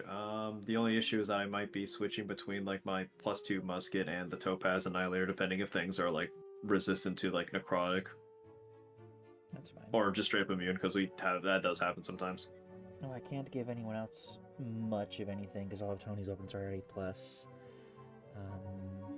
So it's not going to waste or anything. Okay, in that case, we'll go ahead and throw that on there if you're down. Yeah, go ahead. Just go ahead and And then... What does your infusion look like? Right, every artificer's infusion looks like, and yours is literally tailored to you. So my infusions, it's I make like a little gem, and it's got like a piece of blood magic in it, right? So it's like sometimes it's a little coagulated piece of gem inside like a clear diamond or something. Not diamond, but yeah. And it's like studded onto the item. Has a nice little red glow. Spectacular. Glow. And then a mind sharpener for Ash. Yeehaw. And then I can also give a mind sharpener to Phoenix right now. You can only make one mind sharpener. Can I? Yeah. Oh yeah. What did that one even do? Sorry, I don't actually know any of your artificer stuff. It's Free concentration save 1d4 times a day. Oh, okay. Yeah, don't worry about too much about me. I'm mostly dropping my cons, like my concentration as fast as I get them, intentionally, so I can give you guys more reaction attacks. So don't worry about it for me. And then I will make a fourth one, but I'm not sure which one yet. Can I do like the enhanced weapon on my blood claw? They're kind of not. 'Cause it's not No, your actually a blood claw weapon. is not a weapon that can be enhanced. Gotcha. Okay. I will make the fourth one, but I'm not sure what exactly that is yet. Or I'll just not make it. Otherwise, the rest of the week can go for clothiering things. The production One of the what things? Going back to the clothiers and making more clothes. All right. You've already gotten somewhat of a reputation for yourself as your clothing is beginning to be made, and with a bit of your sort of artificeriness. Hold on. Have you already gotten crafting abilities as an artificer? Let me see. Let me check it out. What level are you, artificer? Level 2? Level 2. While you're looking at that, so then did you end up crafting the 10 pieces of the Nexus of Azamar? Yeah. Okay. So we all get one. So Yeah. everyone has an Azamar chunk now. Azamar Nexus. Nice. Cool. I already Oh, had it God, in my I need that. inventory, so I just Sweet. left it there. Alright. Hey, it's pretty good. Wow.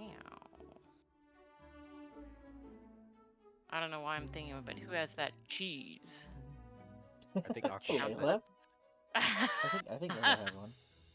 What is that? What do I have? Cheese. No, I think they're talking about the soundboard one for cheese. Cheese. No, Nope, that's not me. Thank you very much. It's so good. I don't know why it's so good, but it is. Cheese. Jeez. Did I get any fun new soundboards? I don't Maybe. think I get anything super special, but I can do very slight magical effects on mundane items. And you buffed it to be an unlimited amount, I think.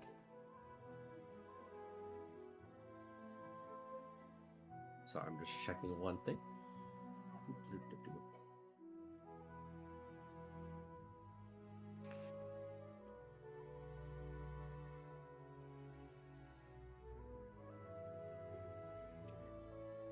Can you double resist something? No. If No. you I don't do, believe you so. get adaptive resistance, which is where every so often you get to say, oh hey, this damage I take half even before resistance, but it's like once a rest. What they said. I think it's just one item. For each redundant resistance, you gain an adaptive resistance. When you take Okay. elemental damage, you expend an adaptive to gain resistance to the triggering damage. If you already have resistance, you have the damage again. You regain expended adaptive resistances when you finish a long rest.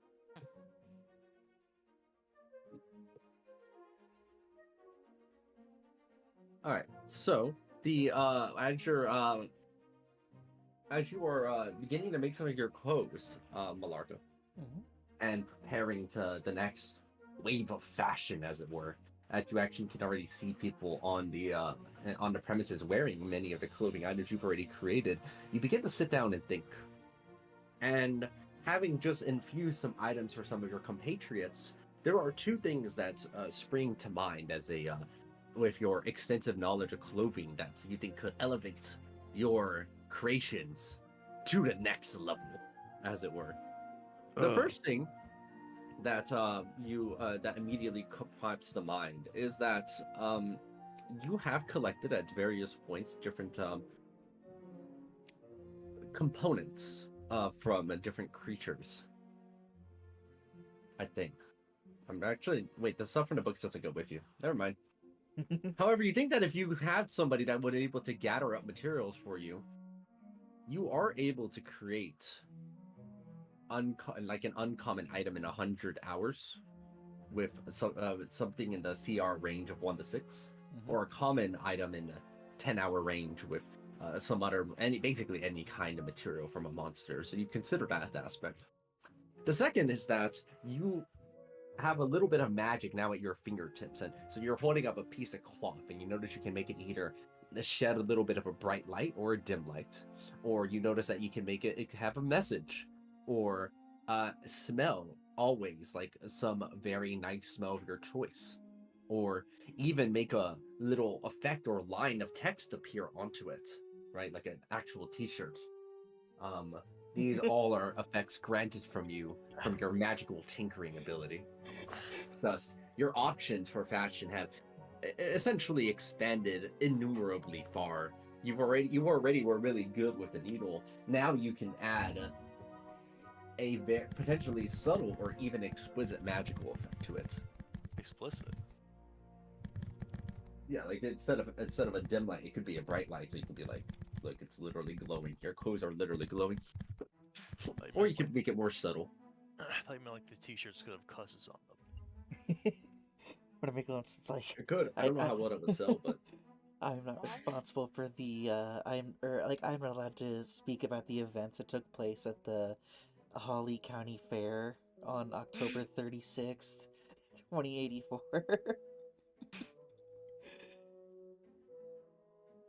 Oh, it did do that. Okay.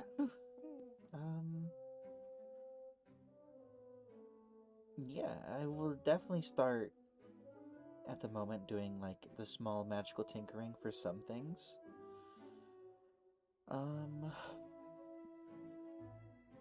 I can do like requests for custom stuff at a slightly higher price to do like any kind of text on the clothing or something. You could do like a dim light on a design so that it kind of glows in the dark.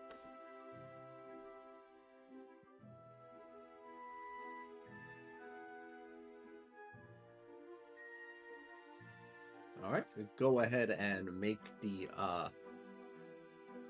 let's see, your history check again, along with that Weaver's Tools check.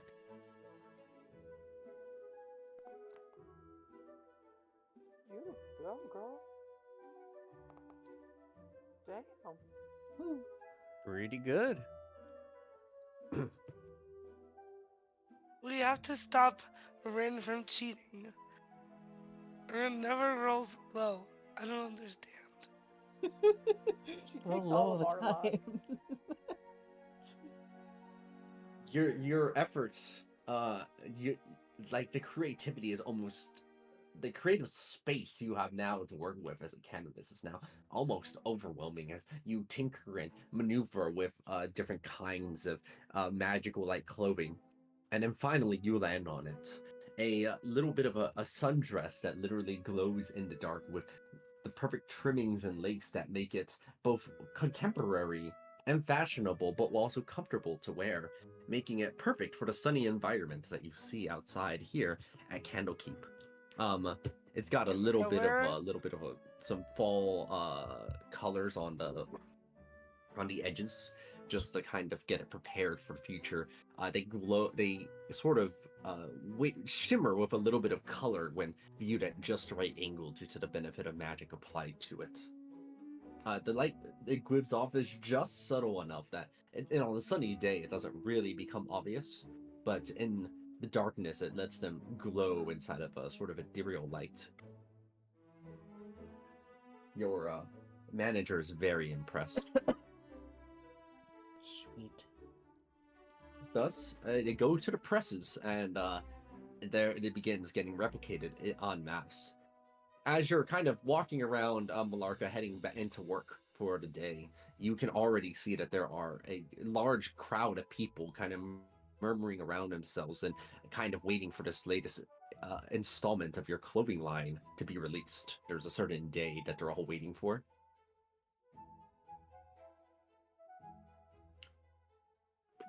What day would that be? Is it 2 day? No, being right now, as no. as you see them all enter in. Shortly after you start getting ready to work. Thus, the proceeds that you are making are quite substantial. People are beginning to get some of the clothes that you are making and taking them even further outside of Candlekeep as well. You find yourself having made a very crisp 25,000 gold pieces from your efforts. And what about my passive income? Yes, and you'll get another. What do you recall? What the passive was last time? 500. 500. Yeah. It's been expanding even further. You get a passive 5,000 now. Wow. Wow, so I You guess should you record did that not down need somewhere. anything from me then. Also, Think of it as an can investment. I wear that dress? Can Tony wear it? I don't see why not. Absolutely. Tony is not. You know what? She has armor on, but I think it would be funny to put a dress on top of the armor. I find that image pretty funny. It I agree with you. doesn't look very good, but you can absolutely do it. Yes, it does. You don't know anything. Be quiet. What Alright, do well, you yeah, know that- about fashion? that works out perfectly, Watch. I guess, because I was 30,000 in debt, or that transaction just never happened. Yeah. Spectacular. It's like All right, so Sorry. Maestro, put 30k back on your sheet. Okay. So And now I wait. s- That means I have enough. Definitely have enough to help Zashi. Depending on exactly how much he needs, and I might have enough for that extra. What was it? 15k that someone else needed. Layla wanted armor or something, plus the armor. I did 1+3 armor. Okay, and how much more do you need for that? 15,000. Done. Thank you. I also have about $32,000 if anybody needs it. Yeah. Zashi. Not dollars, gold. GP. Yeah. How about Maya? Someone at some point, I guess, probably gave her that gungled bag of rats, right? And Nago, we had talked about she wanted to open like a little tea shop.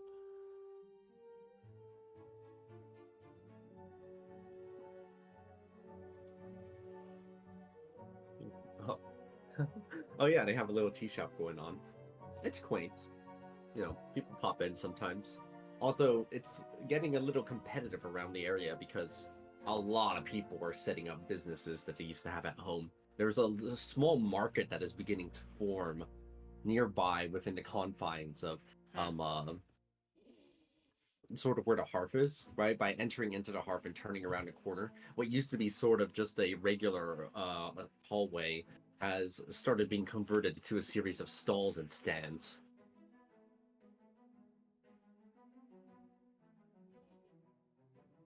We'll have to get competitive back. She's a little limited by the fishness. How All right. about the soul research with Professor Jorgen? Yeah. Jorgen. With the grungled bag of rats that you have provided, right? So you just see them. As you enter in to check on how the progress is, you see they're literally holding a rat up by one of its feet. Oh, hello. It's been a Professor? bit. Yeah, it's been a few minutes. Yes, I do not mean to cut this interaction short. Just give me a. They always move so much. Hold on, get it. Okay. They're in the cage now.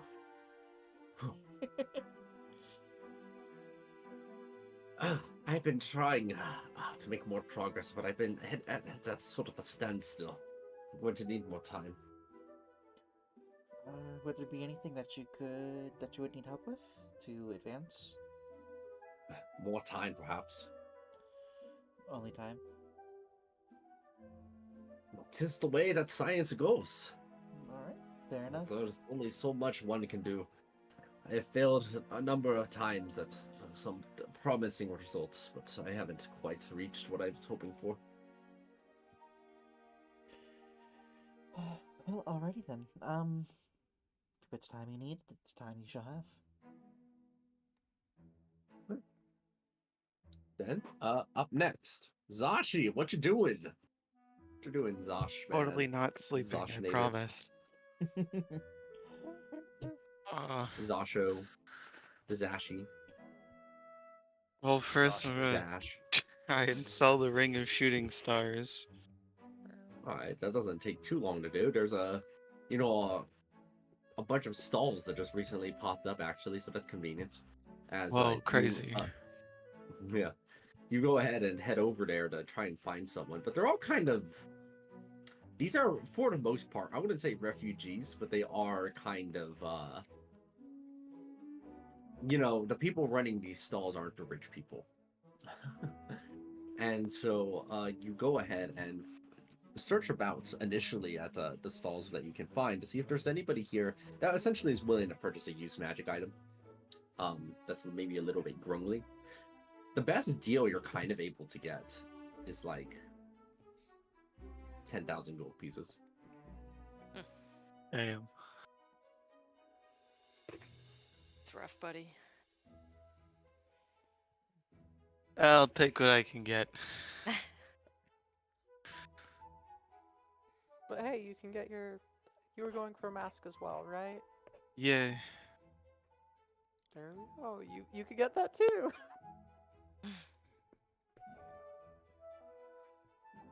Yeah, you hand over the Ring of Shooting Stars, which is charred and singed on multiple fronts. You're not sure if that's wash offable, but it's not your problem anymore. Not my problem, buddy. Look, when you put things on an Ifrit, things are gonna happen to it. Most of those things involve fire.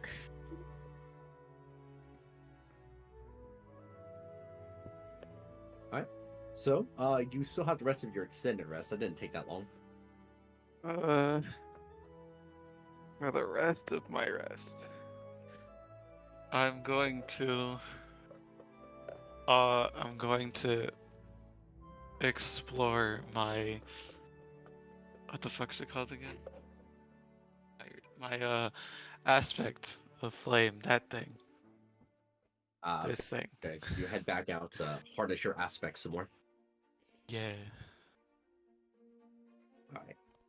You head back over to the familiar green terrain that you used to be around, right? See if maybe that will help you be able to focus a bit over the course of the week as you focus and expend fireballs out for practice. I mean, you say for practice, but it's also for fun, but also practice.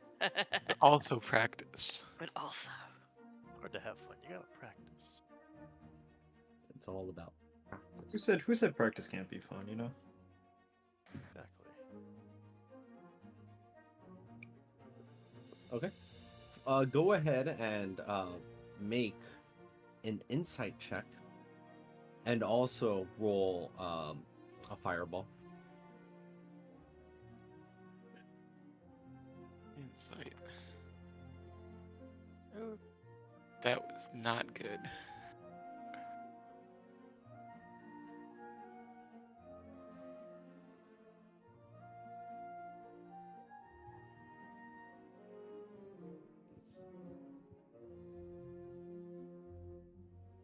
Whoops. What did I just do? I have no idea.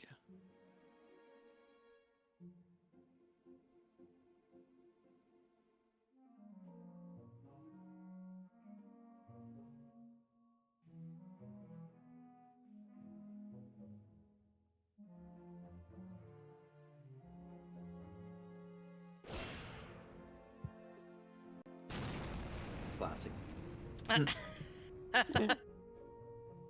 Whew. That's a hit.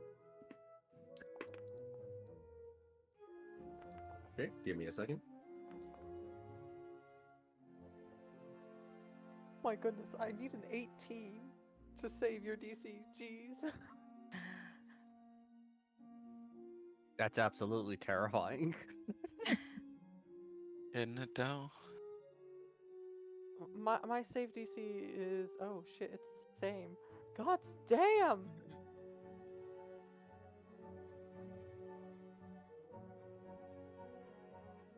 Give me a moment. Oh, Zashi, so you can keep the extra 10k, just so you're not like completely fucking broke. Okie dokie. Oh, what did I do? In case you need to buy other stuff as well.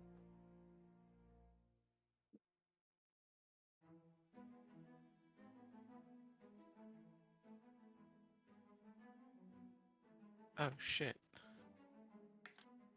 What the fuck is going on?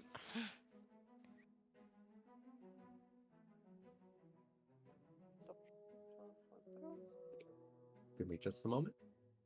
200 each.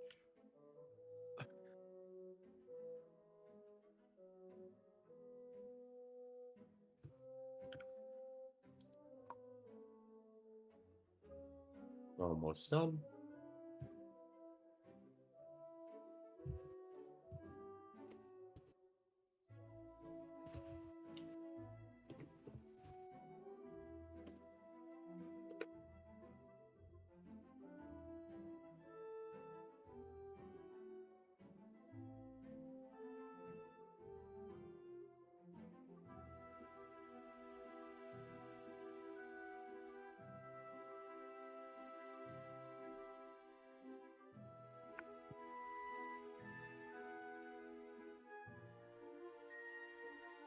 All right, 1 second.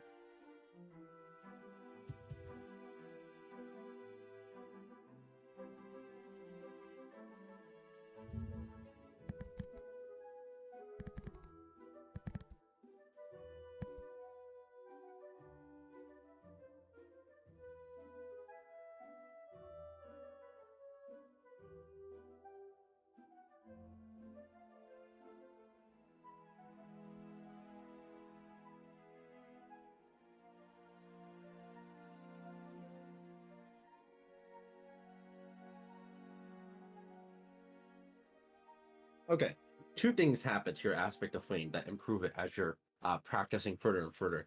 Something unique happens as you're burning some of the local greenery, at least far enough away where nobody will notice. At one point, through sheer concentrated firepower and force of will, and manipulating the magic around it, you don't really get how the aspect works, right? You're trying meditating, and that doesn't quite seem to suit your style very much. And so you sort of brute force improvements on it instead. The first thing is that your spell attack rolls and spell DCs of your fire damage spells has increased by 1. Which Oh Oh, no. Oh no.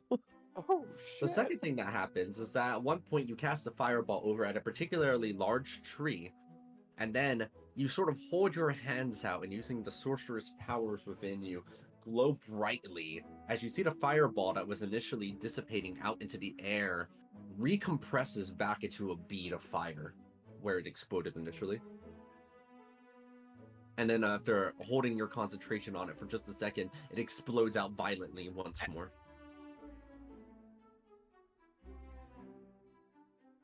Second one and fourth one. Dang. Oh, okay. Poof. Wee. Ooh. Wow, okay. That's like twice the fireball per fireball. That Hell is yeah. twice the fireball. That's more fireball. Yo, dog, I heard you like fireball, so I put a fireball on your fireball. Love to see it. But what happened if you rolled good on the insight? Who knows? Oh my goodness.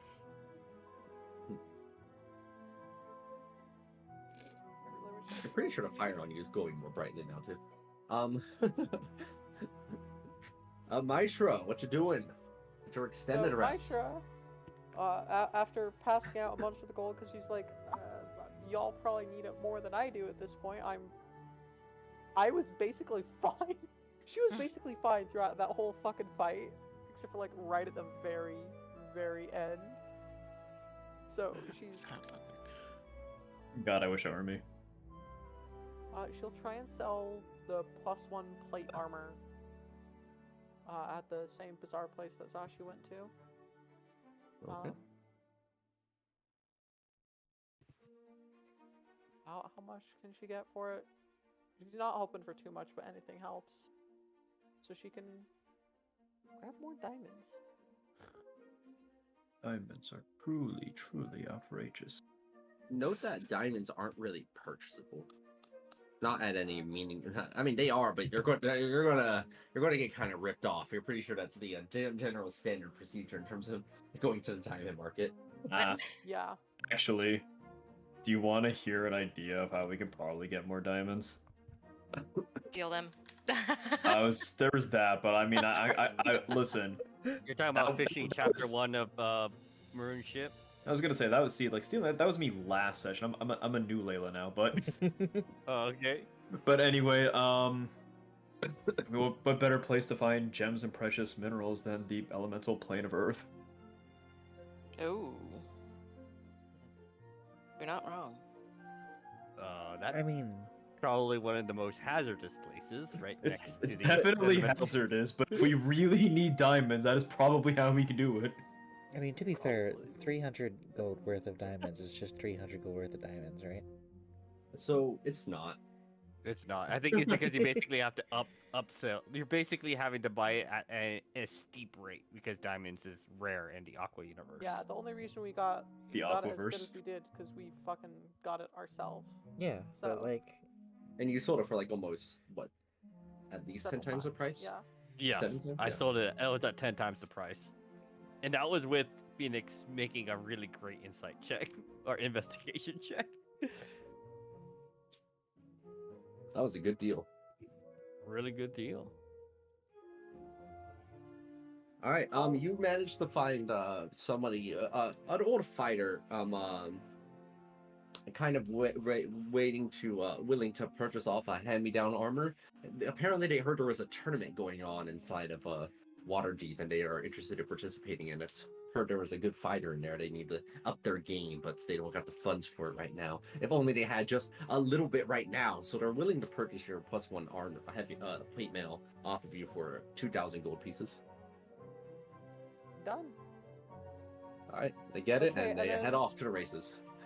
And then how badly do I get ripped off for diamonds? Is this what you want to spend your week doing, or do you want to go for like the first person you can find here in the market? By the way, Phoenix still hasn't taken care of his week's rest, though. Oh, Yeah, okay. I've So gone into it. in that case, she'll just the first person because she does have something for Phoenix. Yeah, you find that there's a person, a purveyor around the area who's just moved in, who sells exotic gems and minerals and the like, of which one of them that they are selling appeared to be, yes, appears to be a single 500 gold piece diamond that appears to be encased inside of glass, of which you can kind of identify has some amount of magical protection on it, as they see you eyeing it over. You can kind of evaluate the quality. They're not a secret about it. They go, that piece of diamond, that one, I managed to get off of a dragon's hoard back in my youth. I won't part with it easily. You can expect that to be, let's say I'm being a bit generous, 10,000 gold pieces. Oh. It has sentimental value.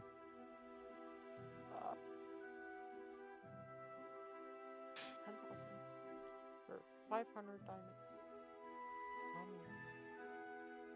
double check the fucking spell, how much it fucking takes.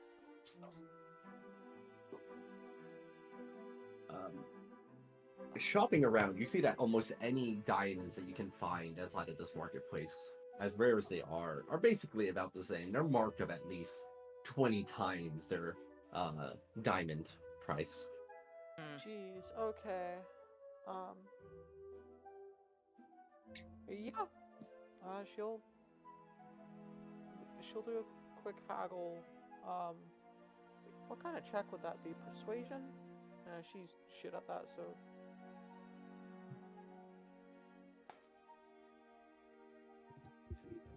Yeah. Okay. Yeah. She will go ahead and buy the fucking diamonds. Yeesh. It All right. hurts. So you bind yeah, for the most part, you could assume that if not too much hassle over the course of just a day, you're able to find the diamonds at about 20 times the original value of them. So how much worth of diamonds are you looking for the grit gets? 20 times, she's only gonna get the 500. So. All right. As they sell it off with just like a little bit of a sniffle. It hurts, but this. Oh my god. This She tears knows up she's sadness. not very good at this kind of thing. She could probably tell he's totally fucking bluffing. Actually, she has decent insight. They're not. They're the little tears and from parting with the diamond. It's because they're happy to get this much money. Yeah, she's got no charisma to speak of, so she don't want to bargain and make it get ripped off worse, because she thinks that can happen. At the very least, as you exit their stall, you can hear sort of from inside, Ma, I got news. Yeah, I probably should have tried to haggle, but she's meh. Okay, then she is going to go to Phoenix to ask him if he can help her investigate magical inheritances. You just see Phoenix like tapping his I guess Layla's now in the office as well. You just see Phoenix tapping his pipe as he just sees you enter. Layla, you're here too. Oh, hello there. Nice seeing you here. Yeah, I was going to engage Phoenix, unless you're taking his time. Otherwise, wouldn't want to take it away from you. Oh no, we've just about finished up. Long story short, I sort of work here now. Don't mind me, or if you want some privacy, I can also just split. No, it's fine. See, I am not the best investigator. I'm not good with asking questions or finding things in books. You want a real-life situation, I can help with that. But research and rumor searching, sussing out people, I am atrocious. Tried it on my own and it didn't work. So, I see. So, what is the query that you would have me investigate? You just mentioned traits inheritance. You should know, as he looks at himself, I don't quite have to deal with that kind of issue. But I suppose... no, I'm going past the biological, without the need for biological inheritance, magical inheritance. Just like there are dragon marks without actual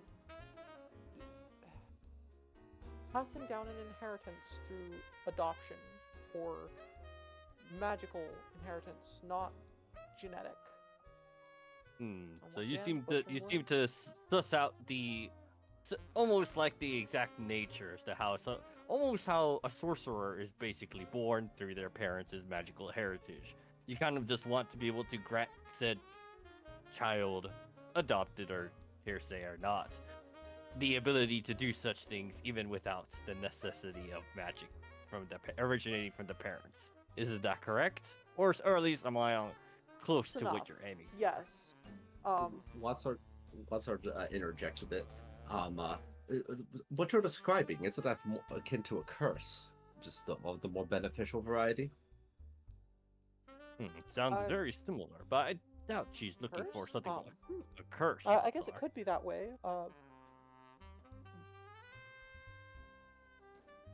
Well, we can have a look. I could see it framed that way. Yes, but curses being removed, whereas this, like, who was it that has a dragon mark in our party? Did someone have a dragon mark, or was it just It was Mike? Alan. It was Alan. Aberrant. Oh no. Oh wait. You- Yeah, you I did- thought someone had the boon taken thing, the right? aberrant dragon mark feat. Yeah. I that's think what it meant. was yeah, it was Malarka. Yeah. Just like Owen. Malarka with the mark that she has. And part of my abilities come from the draconic mark as well. Just like Right. those where we're not actually from a dragon.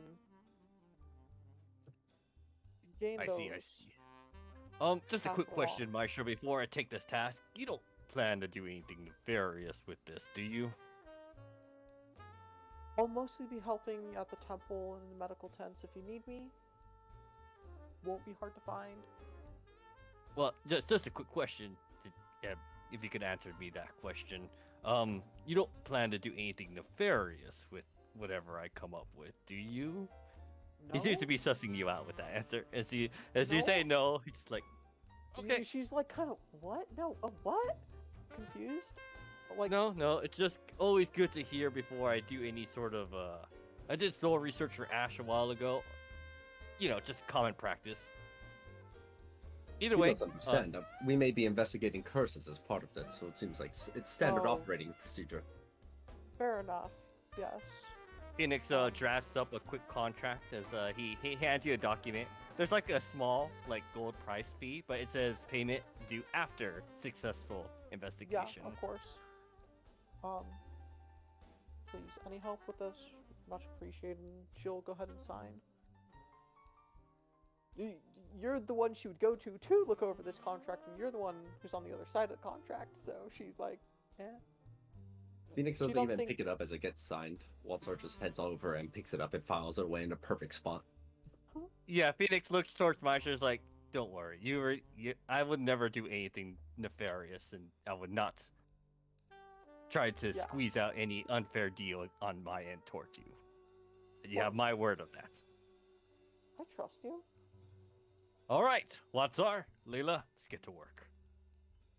My thanks. And Maisha will head over to the temple and any other medical areas to provide aid there as best she can.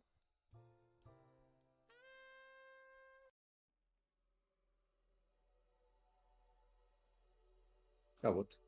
We're at the Great man. Library. Hold on.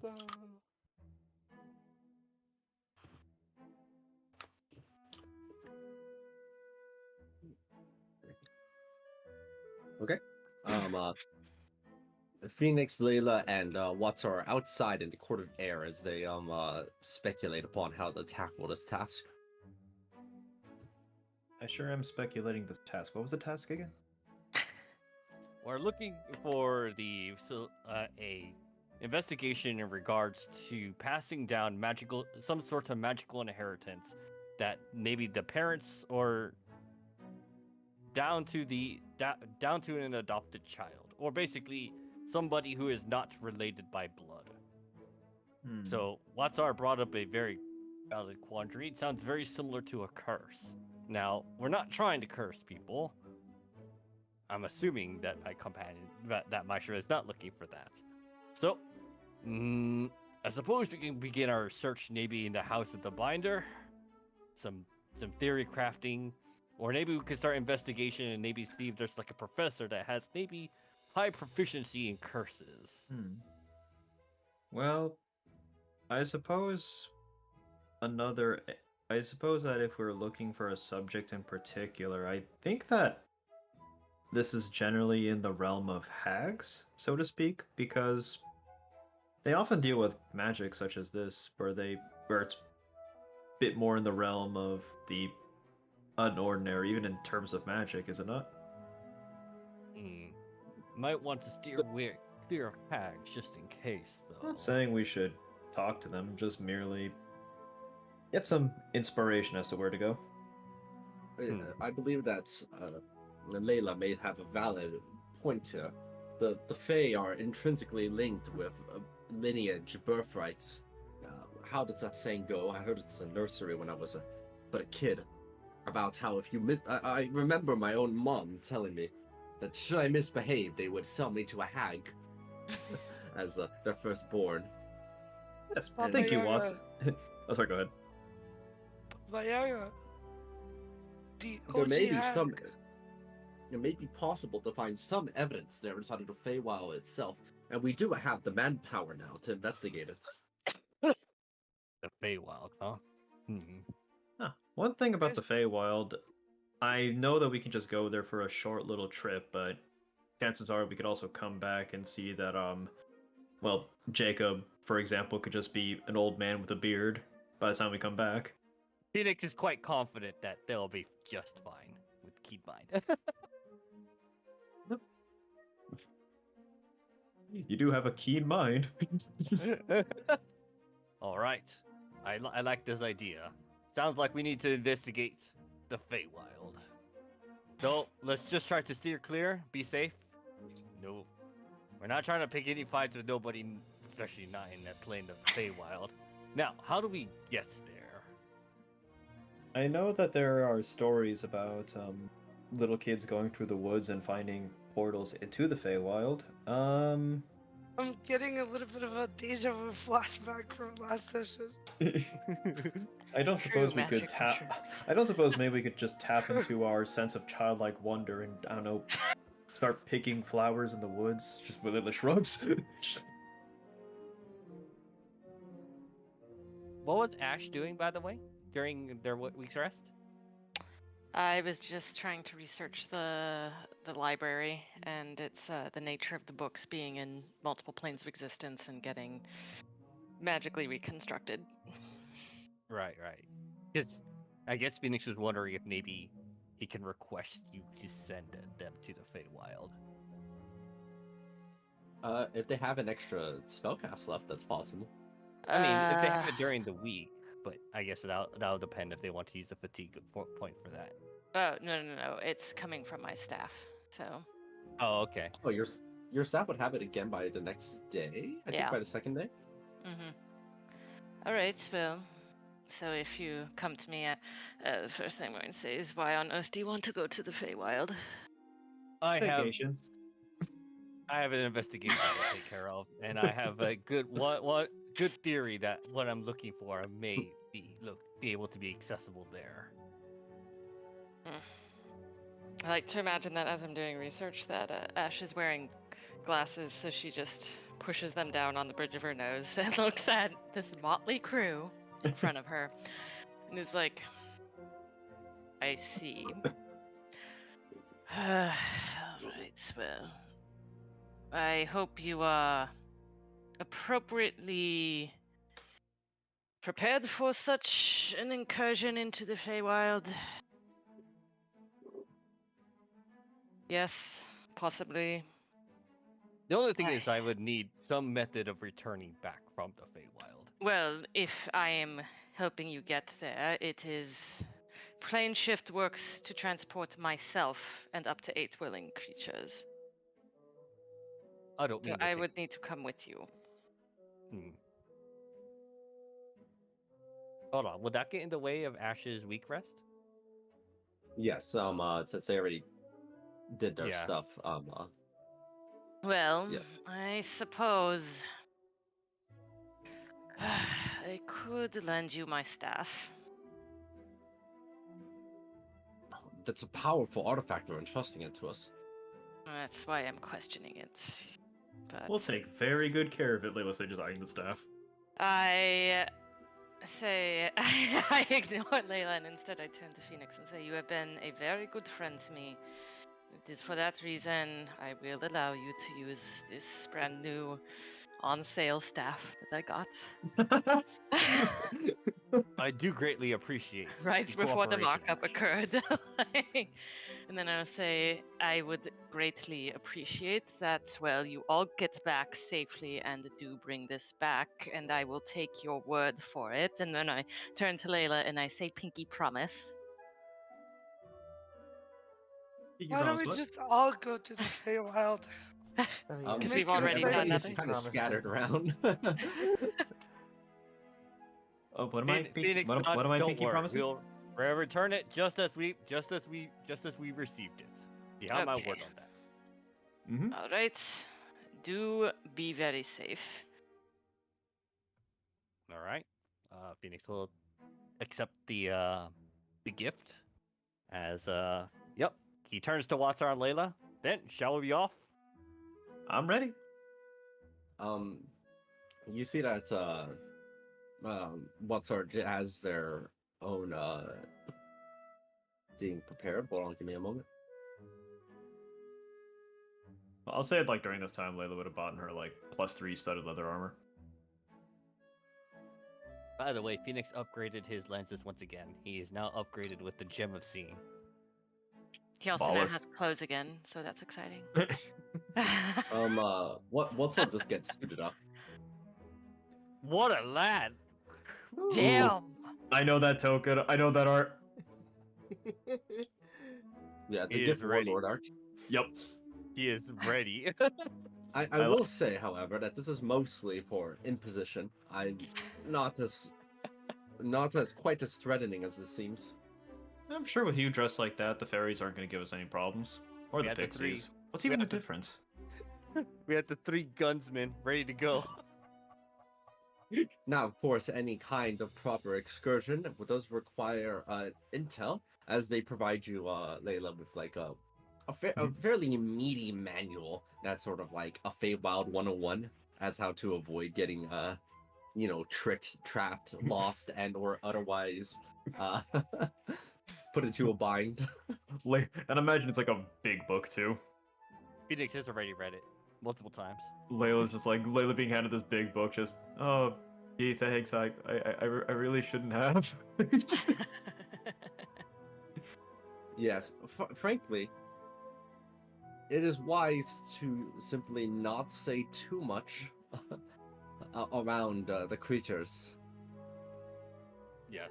We if any questioning's done, we just be very careful with our words and watch your step. All right. And if you need me to shoot something, just say the word, I suppose.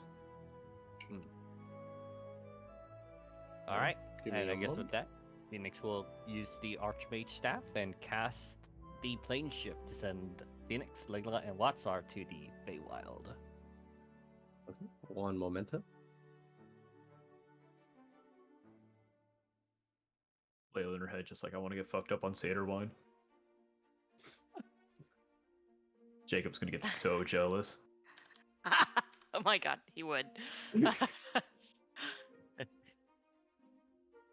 What a flex. Jacob would be like, why didn't you ask me to go? Like, I want to be included.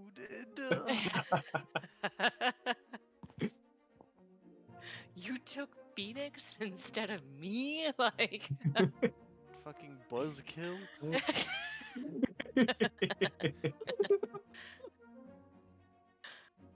Funny part is, yeah, Phoenix actually doesn't drink. exactly. All the more reason. You took the guy who won't even enjoy it? Like,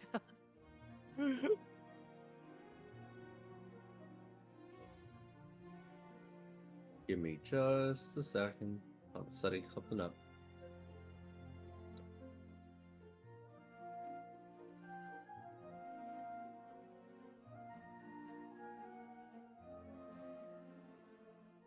My request causes havoc. I am so sorry.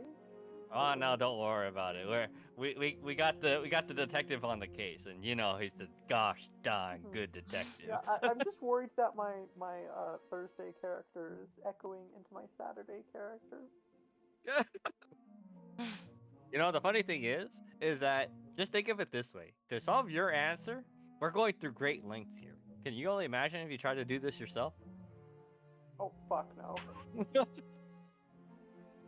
My show would be completely fucked over. Out of your element on this one. Oh, Speaking yes. of, I actually worked pretty hard to get a pretty nice drawing for the Feywild in the upcoming Evolution of Evil session. Oh, I missed so much, Yay. clearly. I don't When is know the if next Aqua wants one? to use it. Give me a moment. I'm busy. So I don't know Aqua's version, but this is the one that I'm gonna use. Hopefully some of my good luck from my Thursday rubs off.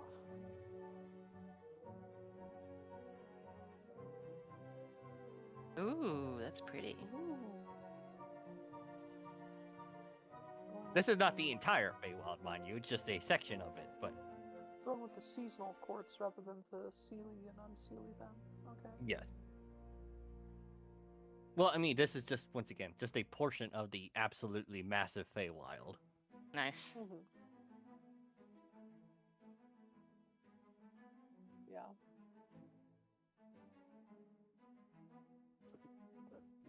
Almost done.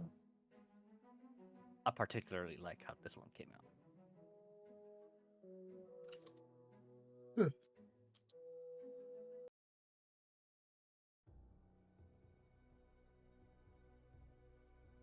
Oh, I think I gotta put myself somewhere on the map, maybe. Yeah, I think so too. Oh boy, this music. Uh-oh. Mimi's here. Mimi! I just grabbed a token, okay? Oh my god. Hey guys. You're not supposed to be... No, you're not in this episode. Can I buy some shrooms to try and join them in the Feywild?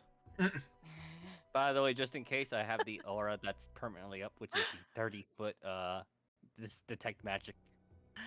Phoenix always has it up. Jacob, I'm just imagining that when you say to buy shrooms to try to join them, that you buy a bunch of magic mushrooms, you do set a bunch of them up in a circle, and then you sit in the middle of the circle and then eat one of the magic mushrooms and hope that the combination somewhere in there will get you to the Feywild. I read a story like this one time. Oh my god. Alright, so what do we see, I guess? Give me a second. I'm just Not nearly as much glitter as I thought there'd be. your detect magic is pinging off almost like everything, including the things that you don't expect it to. The water's magical. The plants nearby, one of the flowers appears to be magical. There appears to be 3 of the trees are magical at least. Even some of the soil is magical. The entire place appears to be infused with various kinds of magic of all kinds. He like taps his pipe, he's just like, that's gonna be kind of annoying. Well, time to begin the investigation. He takes a look around. He's like, objective place to start headed. Phoenix will go ahead and just quickly like maybe get close to the ground and start looking for maybe tracks of any kind. You lay low to the ground, search for some tracks. When you see that there's a footprint on the ground that speaks up to you. Hey, what you doing? A footprint? Phoenix looks at the footprint. As he's choosing his words carefully, as he just says, looking for answers. Right, and I'll assume that Phoenix is wording things in a particular way as to avoid triggering any of the usual traps. So don't worry about being super specific yourself. Oh, okay. I With the word. appreciate that. Yeah, thanks. Yeah, Phoenix is always able to word things in just the way as to avoid triggering some of the traditional things that can sometimes happen. Like, can you give me your name? As a classic example. Yes, the old Fae, Or- the old Fae classic, stealing people's names and that kind of stuff. Looking for answers, huh? Well, I have a friend who can help you. Who what? And who might your Okay. friend be? Oh, I don't do things for free. Of course you don't. You gotta give me I want something to fill the toes. The toes. What? See my toes right now, they're exposed. He's looking at the footprint and just sees the absolute toe. Like,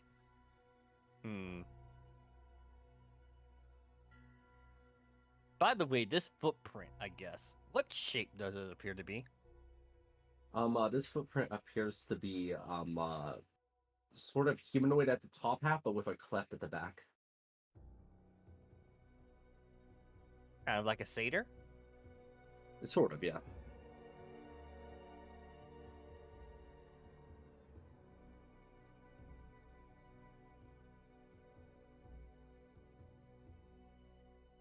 What favor do you want? I told you, feel my toes. My toes, feel them. Phoenix will go ahead and grab some dirt and just push it right over the footprint. The dirt screams as you pick it up. Right.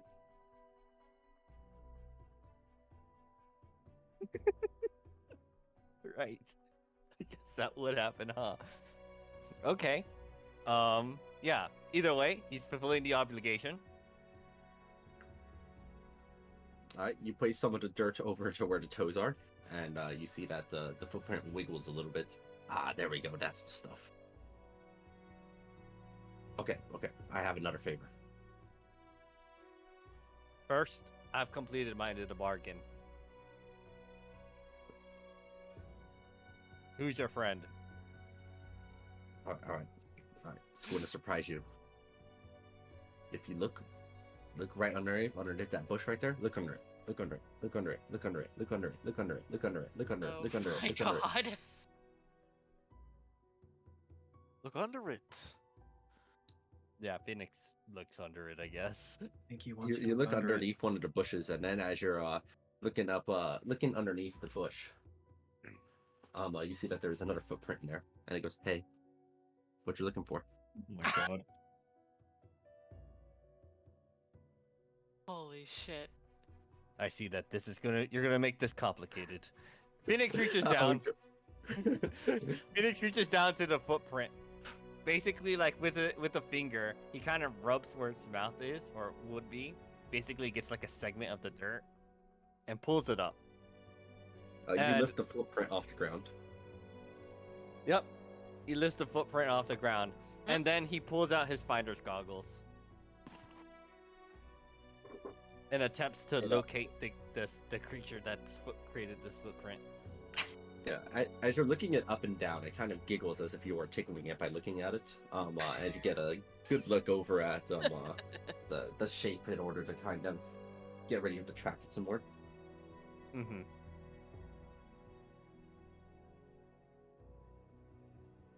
The rest of this investigation kind of just goes in this sort of similar roundabout, chaotic manner. Go ahead, Phoenix, and make an investigation check.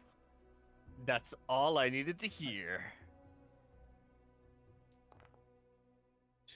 33. Okay. Layla and Watsa are both just sort of following along, trying not to say too much. When anything you talk to might respond back, it's a little bit of a sort of good life choice. Yep. Mhm.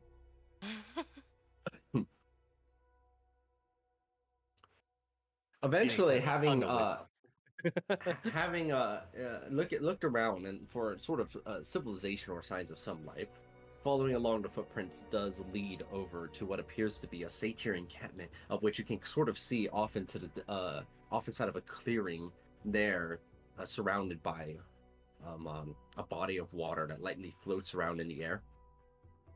The bush that you're in, it kind of raises its hair, its little grassy blades at you for a second, and then kind of retracts them as it's actually pretty comfortable now that you're leaning on it.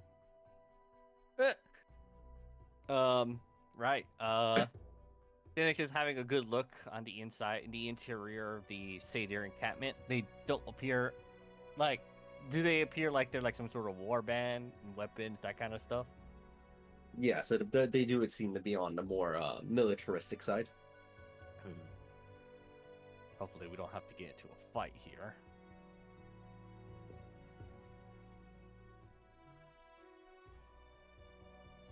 I'm sure we'll be fine. For just a quick, so Phoenix sits kind of like he'll like trying to like lay low and have a good look at them as they're speaking to each other. They're all to each other, I guess. And he'll do this for about an hour. So eventually he could basically learn their language. That part of the feat was changed. Remember, you'd have to actually actively study the language. Oh, after studying or listening.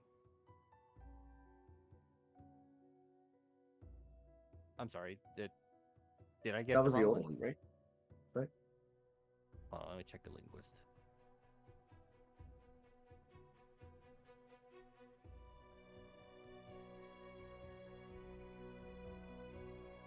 Yes, I believe that was the part that got changed to the Is your it just sub at now you learning can new only languages. study? Yeah, you can learn a Gosh. new language of 100 hours of study. Ah, okay, so I don't have that one then. Whoops. Ooh, so are they speaking in Fey to each other? They are speaking in Sylvan. Sylvan.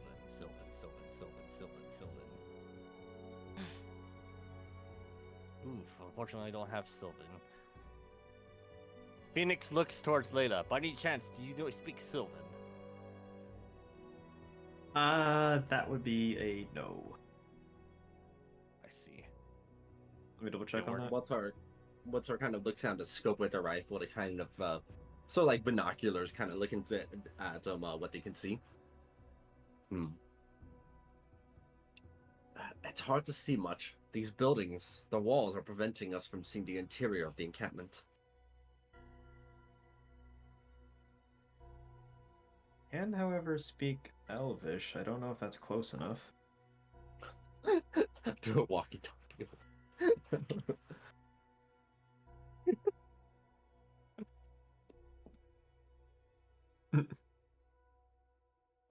Let me just check one thing.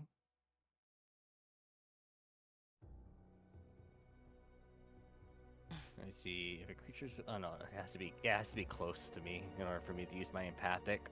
Unfortunate.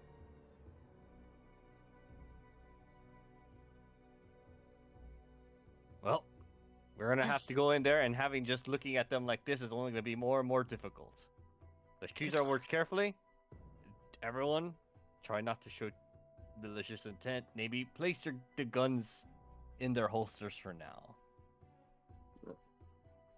Sure thing. What's our does is it coding? I'm sorry, what's that? Oh yeah, I said what's our did do so accordingly. Yep. So Phoenix will start walking. He's basically kind of like no harm. So he's like, you know, with nothing in his hands, just walking towards the encampment. Alright, Watsar joins you over there as well.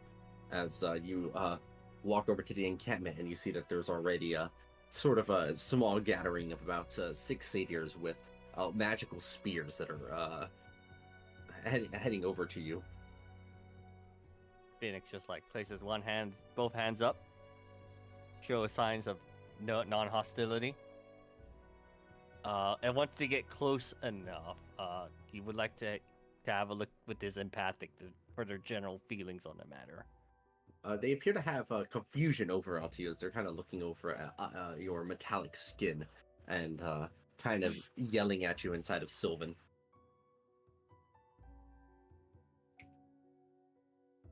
Phoenix will attempt in Elvish. He does know Elvish. Hello? We mean you no harm? We're just looking for someone. Okay, hold on. Imagine they know Elvish, like Elvish is Sylvan, like Elvish. basically it's like the equivalent of like speaking like Spanish here. Like there's a lot of people who know it. I'm in second language. Take it Yeah, to high school. Elvish, Sylvan, pretty close to each other, honestly. They have a lot of similarities. I think they use the same like alphabet. My favorite Alright. language is Celestial because it's just like loud screeching. That's the Aqua version. I know.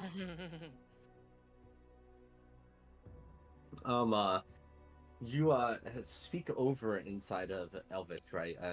At them about your intent, and it appears that you have offended them in some way as they begin hurling spears over in your direction. All right. All three of you are nimble enough that you kind of like you just see like ones are like pick a spear out of their back as like ow ow ow ow ow as you all run off into the bushes and trees once more, and they stop pursuing you. But you see that the ground goes, "Ooh, that's rough, buddy." Don't need to hear that from you. Okay, so that didn't work. What's the plan now? Right. Maybe that does use the same script, correct? Yes. Maybe we can try using that then. You think Something they're more familiar with. You think they didn't understand Elvish? I'm thinking so.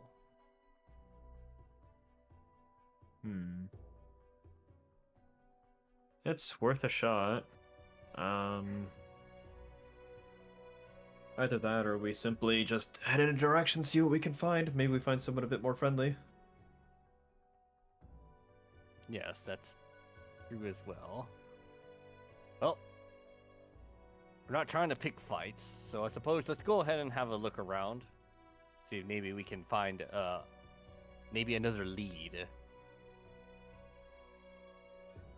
Oh boy, we have to talk to more plants again. I'll go ahead and make an investigation check, Phoenix. The trees are speaking Sylvish. I think you got it. Maybe. 42, baby. Just a gut feeling. Holy bejesus. The course of the next few days results is kind of a mix of insane troll logic everywhere, as we stumble across the three of them, eventually happening upon what looks like a very large plain that doesn't have any trees inside of it, sloping up and down at both, with slopes that are like awkwardly curved around themselves. That's almost like a tidal wave is. Watsar exits the bush nearby and goes, "I just didn't appreciate how that lake responded to us." Neither did I. Had quite the mouth on it, to be honest. The manners on some of these creatures here. I've decided that I kind of hate it here, but we have a mission to do. Phoenix also like Phoenix looks to you like, I agree. The unlawfulness of this place is just utterly absurd. It's less of the unlawfulness, it's just annoying. Well, at least we managed to find this. As you see that they're inside of Watsar's hand, they have what appears to be like a little dancing chestnut. But the only sign of reasonable life around here. A dancing chestnut. Then I suppose we found what we came for. Okay. So it would seem. Looking out into the plains in the distance there, you've been tracking for the last few days appears to have finally reached some amount of fruition, as you see there in the distance what appears to be a unicorn. As Watsar kind of recaps, alright, so all we need to do is manage to sneak up on it and get onto its back. It has been evading us for the last several days. We cannot fail now, or we will run out of time. Right. To think I used to like these little shits when I was a girl. Okay, so we've been chasing after this thing for a while. What do I know about this unicorn? It's fast. So blazingly fast. And so perceptive that sneaking up on it has been you haven't gotten a chance to sneak up onto it. It's just been always evading you, always one step ahead whenever you manage to find its tracks and they're fresh. It also has a wealth of information that it's probably able to divulge, and it can speak common. So, we have tried just sneaking up on this thing for, God knows how long now. Did we actually try to talk to it? Have we attempted to talk to it? Remember, it's been a bit. Do you recall that when we tried, it was like dampening our words. It's like we heard ourselves. Hmm. Oh, right. Well, I have one possibility. Aqua, aqua, aqua. I couldn't find the item, but I know the item. I'm trying to remember what it was called. I think it's called like the Iron Bands of blah blah blah something something.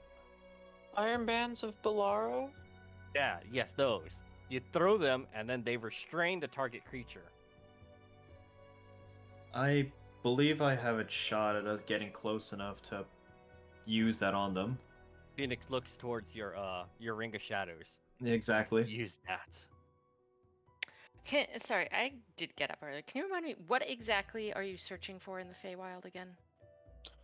They're looking for likely hags, so that or other Oh, right, sources of for your thing, information yep. about. Mhm.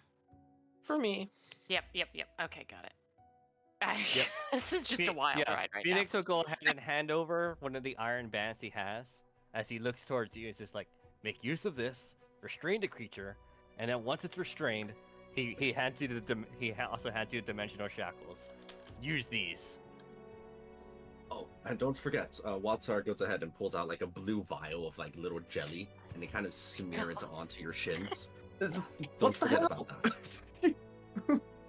What did you just smear on me? What? The lucky chestnut. Don't you recall? Oh, right. Sorry. No, this place has been so stressful. I thought you were being a dick. My bad. No, that was 2 days ago. Right. Oh my god. We've been here for a while. You know what? Also, when I was a little girl, I had dreams of going to the Witchlight Carnival. You know, the extraordinary Fey adventure that you can go to that shows up every few years or so. Layla, focus. I know we've been here for a long time. My god. Nope. I was simply saying that. Okay, never mind. Wrong tangent. Okay, let's take care of this. I want to get out of here. All right. You look forward and get ready to to activate your ring. Yes. The little sweat on your face drips down and says, "Good luck."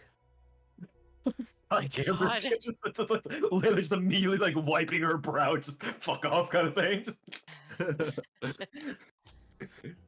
Alright, Layla's gonna wait until like the unicorn's like under like the shade of like a tree or whatever. Or is it just an open plain? It's an open plain. Oh fuck. Good luck. Oh, the only shadow is to be underneath it, okay. Alright, Let me check on Make it one count. thing. One thing real quick. is there anything you can like maybe some magic can cast on me to increase my chances here? That's what I was just checking. Unfortunately, Enforce Order only works on if you're within 5 feet of me. So once you teleport, you're out of 5 feet of range of me. However, I can give you a bless. I'll take that. I'll take anything at this point. That works on ability checks, right? I think so. Well, the Iron Bands is an attack roll. Oh, I see. Yes. So basically, Phoenix is trying to rely on them to use the Iron Bands to restrain it. And as soon as it's restrained, Phoenix off in the distance will cast Silence on it, and then they restrain it with the Dimensional Shackles. Okay, so the strategy is band, silence, shackles. Yes. Okay. We do like this nearly instantaneously. So the D4 will help you land the Iron Band attack, because it uses your Dex modifier as an attack roll. Okay. Basically, make it as a throwing attack, using your Dex mod. Okay. The lucky chestnut says to make sure that you have your throwing motion in mid-flight before you teleport in. Wait, what was that? What did it say? So, and Watson does kind of like almost what appears to be like a little interpretive dance, and then they like at the final part of the dance, it's like a throwing motion. Don't forget to do this when you're teleporting. Oh, so it's just telling me to throw it while I'm teleporting? I'm confused. In essence, yes, but don't forget the rest of the flare. Of course. Layla's just like breaking like it's the Feywild. So Layla's gonna go ahead, use the Ring of Shadow, and like teleport into like the shadow of the unicorn. All right. And It's what's up? you can already see that it's like almost beginning like a twitch reflex about to sprint out of the way as your iron band flies out toward it. Make Okay. it's a ranged attack roll. That means you use your dex and your prop bonus, and then Bless adds a d4 onto that. Okay. So I have my so I have the dex on there. I got the proficiency bonus. This is something I'd be proficient in, or Let me check. I think it is. You should be, because it's just a weapon attack roll. You're proficient. It's specifically says you're proficient. okay. And Layla's gonna go ahead and expend 2 momentum in order to like roll this at advantage. Ooh, we like that. Okay. and Layla's also ready to use the superiority die to add precision attack on there. We're tired of this thing escaping from us. Okay, so here's the first roll. And I'll go ahead and roll that at advantage. Oh, there we go. I think we got it. Don't forget to add a +2 because of the lucky blue juice. Oh, right. So that's 30. That's 33. Yeah, but then you have to subtract 4 because of the curse that you received earlier from one of the trees. Okay, so it's 30. 30? All right. As it sprints, right, the band clamps down onto its legs and it kind of falls, sort of semi-violently to the ground, and it gets staggered there for just a bit. Off in the distance, you see Phoenix cast a silence spell on it. All right. And you do a DC at trying to channel magic through its horn, and it's just failing as it tries neighing out these vocal parts of it, and it's failing too. Quickly, let's bind it fully. And Layla's gonna go ahead and put the dimensional shackles on like its 2 front legs. I don't think these things can. I don't think I can hog tie this thing because these shackles are meant for like humanoids, but we'll still use it on its like 2 front legs. Phoenix is rushing over, uncanny action, and then he pulls out another dimensional shackles and gets the other 2 legs. The other back legs. We're not the bad people here, right? No, but this thing has been in absolute pain. Okay. At this point, I don't even care. Like this is just. We're not the bad people, right? Debatable. Yeah, so Phoenix removes the silence as they basically hogtied the thing with 2 dimensional shackles on both its front and hind legs. Let me go ahead and Watsar holds their gun over to its face. What? All right, if it would. Sorry.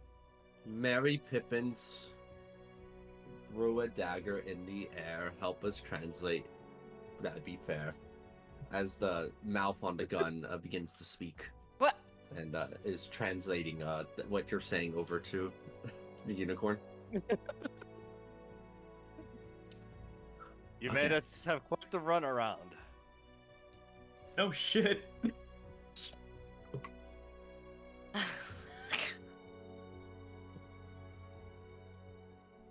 Wait, give me a moment. I should throw this down onto the.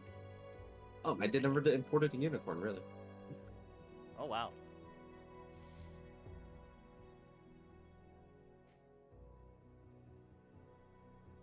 Give me a moment. You know, in actuality, we actually have a pretty good squad for season capture. Like the ring of shadows plus like Layla's like accuracy. It's actually that was an insane combo. Bless, followed by an immediate silence, and if you have the dimensional shackles, it's even better. Went off without a hitch. For once. Okay. You explained the situation over to the unicorn after all of your various tribulations. As you explained the point of your quest and about some of the difficulties, the translating gun helped you avoid causing offense again, as you had previously done. The manual didn't have all the information you needed. Would a manual of the Feywild even be accurate? Gotta be water. See, I imagine the issue was that like halfway while the manual was being written, the guy just decided just to like blow his brains out because of this place. My I fucking still can't sweat is believe we. talking to me. I can't believe we entered the encampment by the wrong entrance. We entered the exit instead of the correct side. And that's why they threw spears at us? Yes, we found that out 4 days ago. Blade just like, blinks repeatedly. Alright, Unicorn for its part, basically says to all of you, here, in exchange for freeing me, I would grant you an orb of transference, a light energy to input, and pieces of information about one's being into it. Oh, this one actually makes some amount of sense. That's nice. Well, they probably because it's not a fae. Technically celestials, aren't Yes. Unicorns are technically celestials. It has some semblance of its logic. they? That's why talking to it isn't annoying. Phoenix looks at the iron bands, says the words, and the iron bands release themselves. As he starts making his way towards the shackles. Layla will get the two Yeah. front legs. It bends its horn down over toward in the, kind of like in the center of all three of you right there, and it's emanates glowing from the bottom of the horn all the way to the top like a little magic wand, a ball of light energy that just sort of floats there in midair. It looks like you can probably gently pick it up, and you blink and it runs off into the distance at blinding speed. Oh, glad we don't have to deal with that thing anymore. Phoenix just looks over, it's like, man, I gotta wonder if there's anybody that could catch that thing. Mimi could. BB good. As Phoenix looks over towards the light ball orb, as he goes ahead and picks it up. We may need some assistance to decipher what this is. And they kind of crack their back a bit. Well, let's find that back at Candlekeep. I'm sure we can find somebody that can explain this. For now, Phoenix will go ahead and pull out the Staff of the Magi, which actually has like fungus growing on it because it's been here for so long. As he just like uses it to plane shift to the entrance of Candlekeep. Not in Candlekeep, but the entrance. Returning back after their various adventures, Layla, your hair has gotten noticeably longer. Watsar's whiskers are noticeably longer, and Phoenix, your hair is also beginning to grow a bit as well. Also, you might need a good shave. Phoenix is like rubbing his viney hair as he's just like, so this is what it's like. I might need a little bit of a trim, but I don't actually like it though. I'm gonna have to remove it too. Phoenix looks around. How long has it been since? How long has it felt we've been, and how long has it actually been? It's felt like a week. It's been a week, but it feels like the experience. The experience has like notably aged us. Yeah. It's noticeable. It's aged you, even though it's only felt like a week, and it has only been a week. It's like your bodies were flowing at a different time than what you were feeling.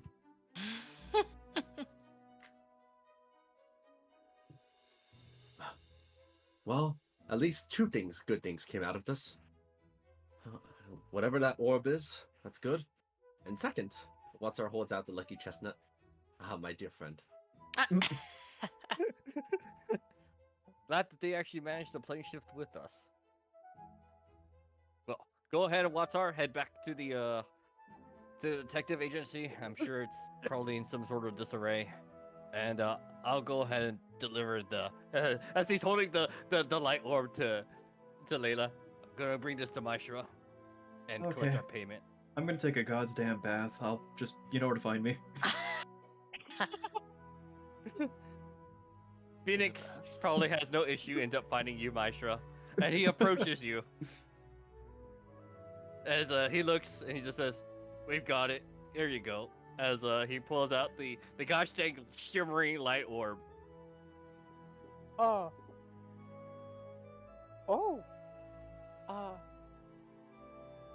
She'll listen a bit to what happened, get very confused at all the Fae shenanigans. Wait. Phoenix is like detailing is just like, and last week, and then on top of that, actually, you know what? He gives you a book that says the chronological order of the Phoenix and Layla adventures into the Phoenix, Layla, and Watar adventures into the Feywild, and it's the gosh dang tome. She looks at that, looks at the sparkling ball, the glittering ball thing, and is like, I'm going to have to study this, I guess. See if I can figure out. Just imagine Layla the Pinta since you're fucking better. You could just. Yeah, Phoenix will just say like I'm not privy into the arcane arts, but I'm certain you can find somebody, or you're probably more proficient than I. So, as per +5. yeah. So Phoenix just says, as per contract, this one was a little bit of a bigger deal. Can you do? Phoenix, he's like he looks like he's mentally tallying how much the price was, as he just says, "Do you by any chance have 2,200 gold pieces?" 22? Yeah, sure. She'll pass it over. Phoenix accepts it. So now that he is now in the 555 spectrum of the Feywild.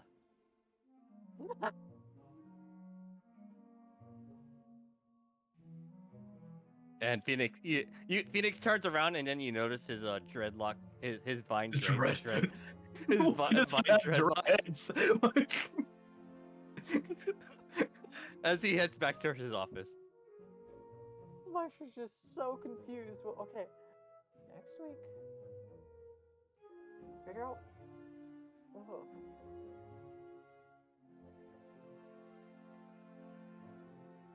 Okay. I'm gonna be right back. Okay. You're holding this orb, or holding is kind of a term. As you're holding it, it kind of just floats between your hand, and if you try to squeeze it, it's almost like a solid and won't actually squeeze any further. Let me see. All right, you still have your checks available, Maestro. Go ahead and make an insight check. Ooh, As you take a look over at this. I'm actually decent at insight. And of course I roll a fucking 8. So plus 10s. Pretty good.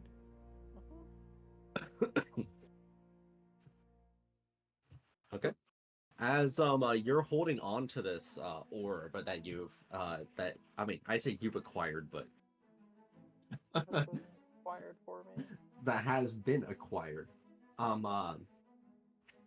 You get a sense of what this is. Having heard of even Phoenix's what Phoenix has gone through all in the books, but what Zashi has gone through, what you have inside of your hands appears to be an empty aspect. Oh. Oh. Interesting.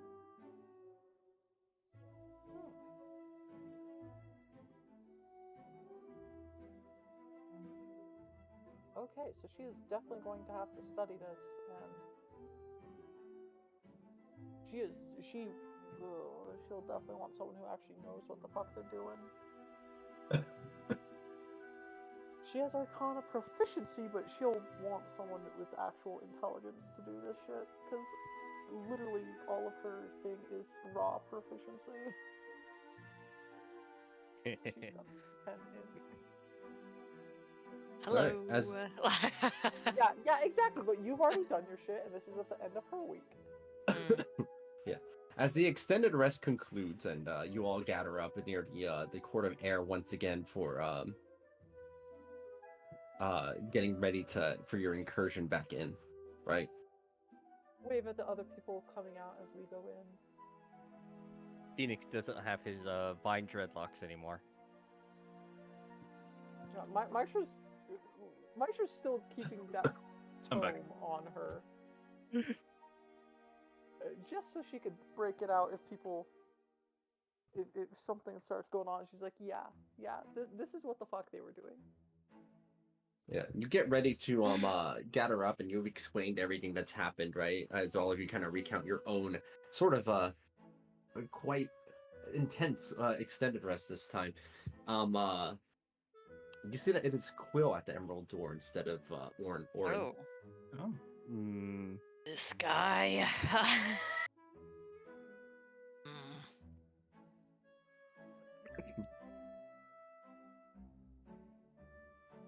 Not great. Interesting.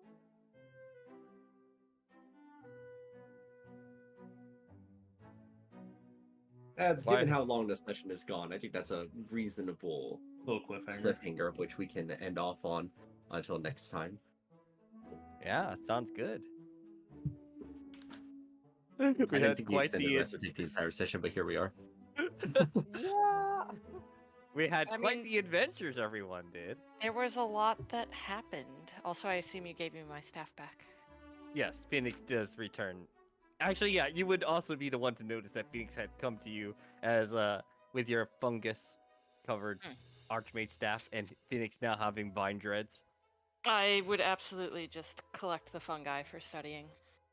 Like, Put them in a dehydrator while we go back into the library. Also, though, Maestro, I can just make a note or something, and the next time we do a rest, I can absolutely try to look into the aspect for you. Yes, please. If you don't have something else that you're taking care of, that would be very much appreciated. Nothing urgently planned, so can do that. Yay! Okay.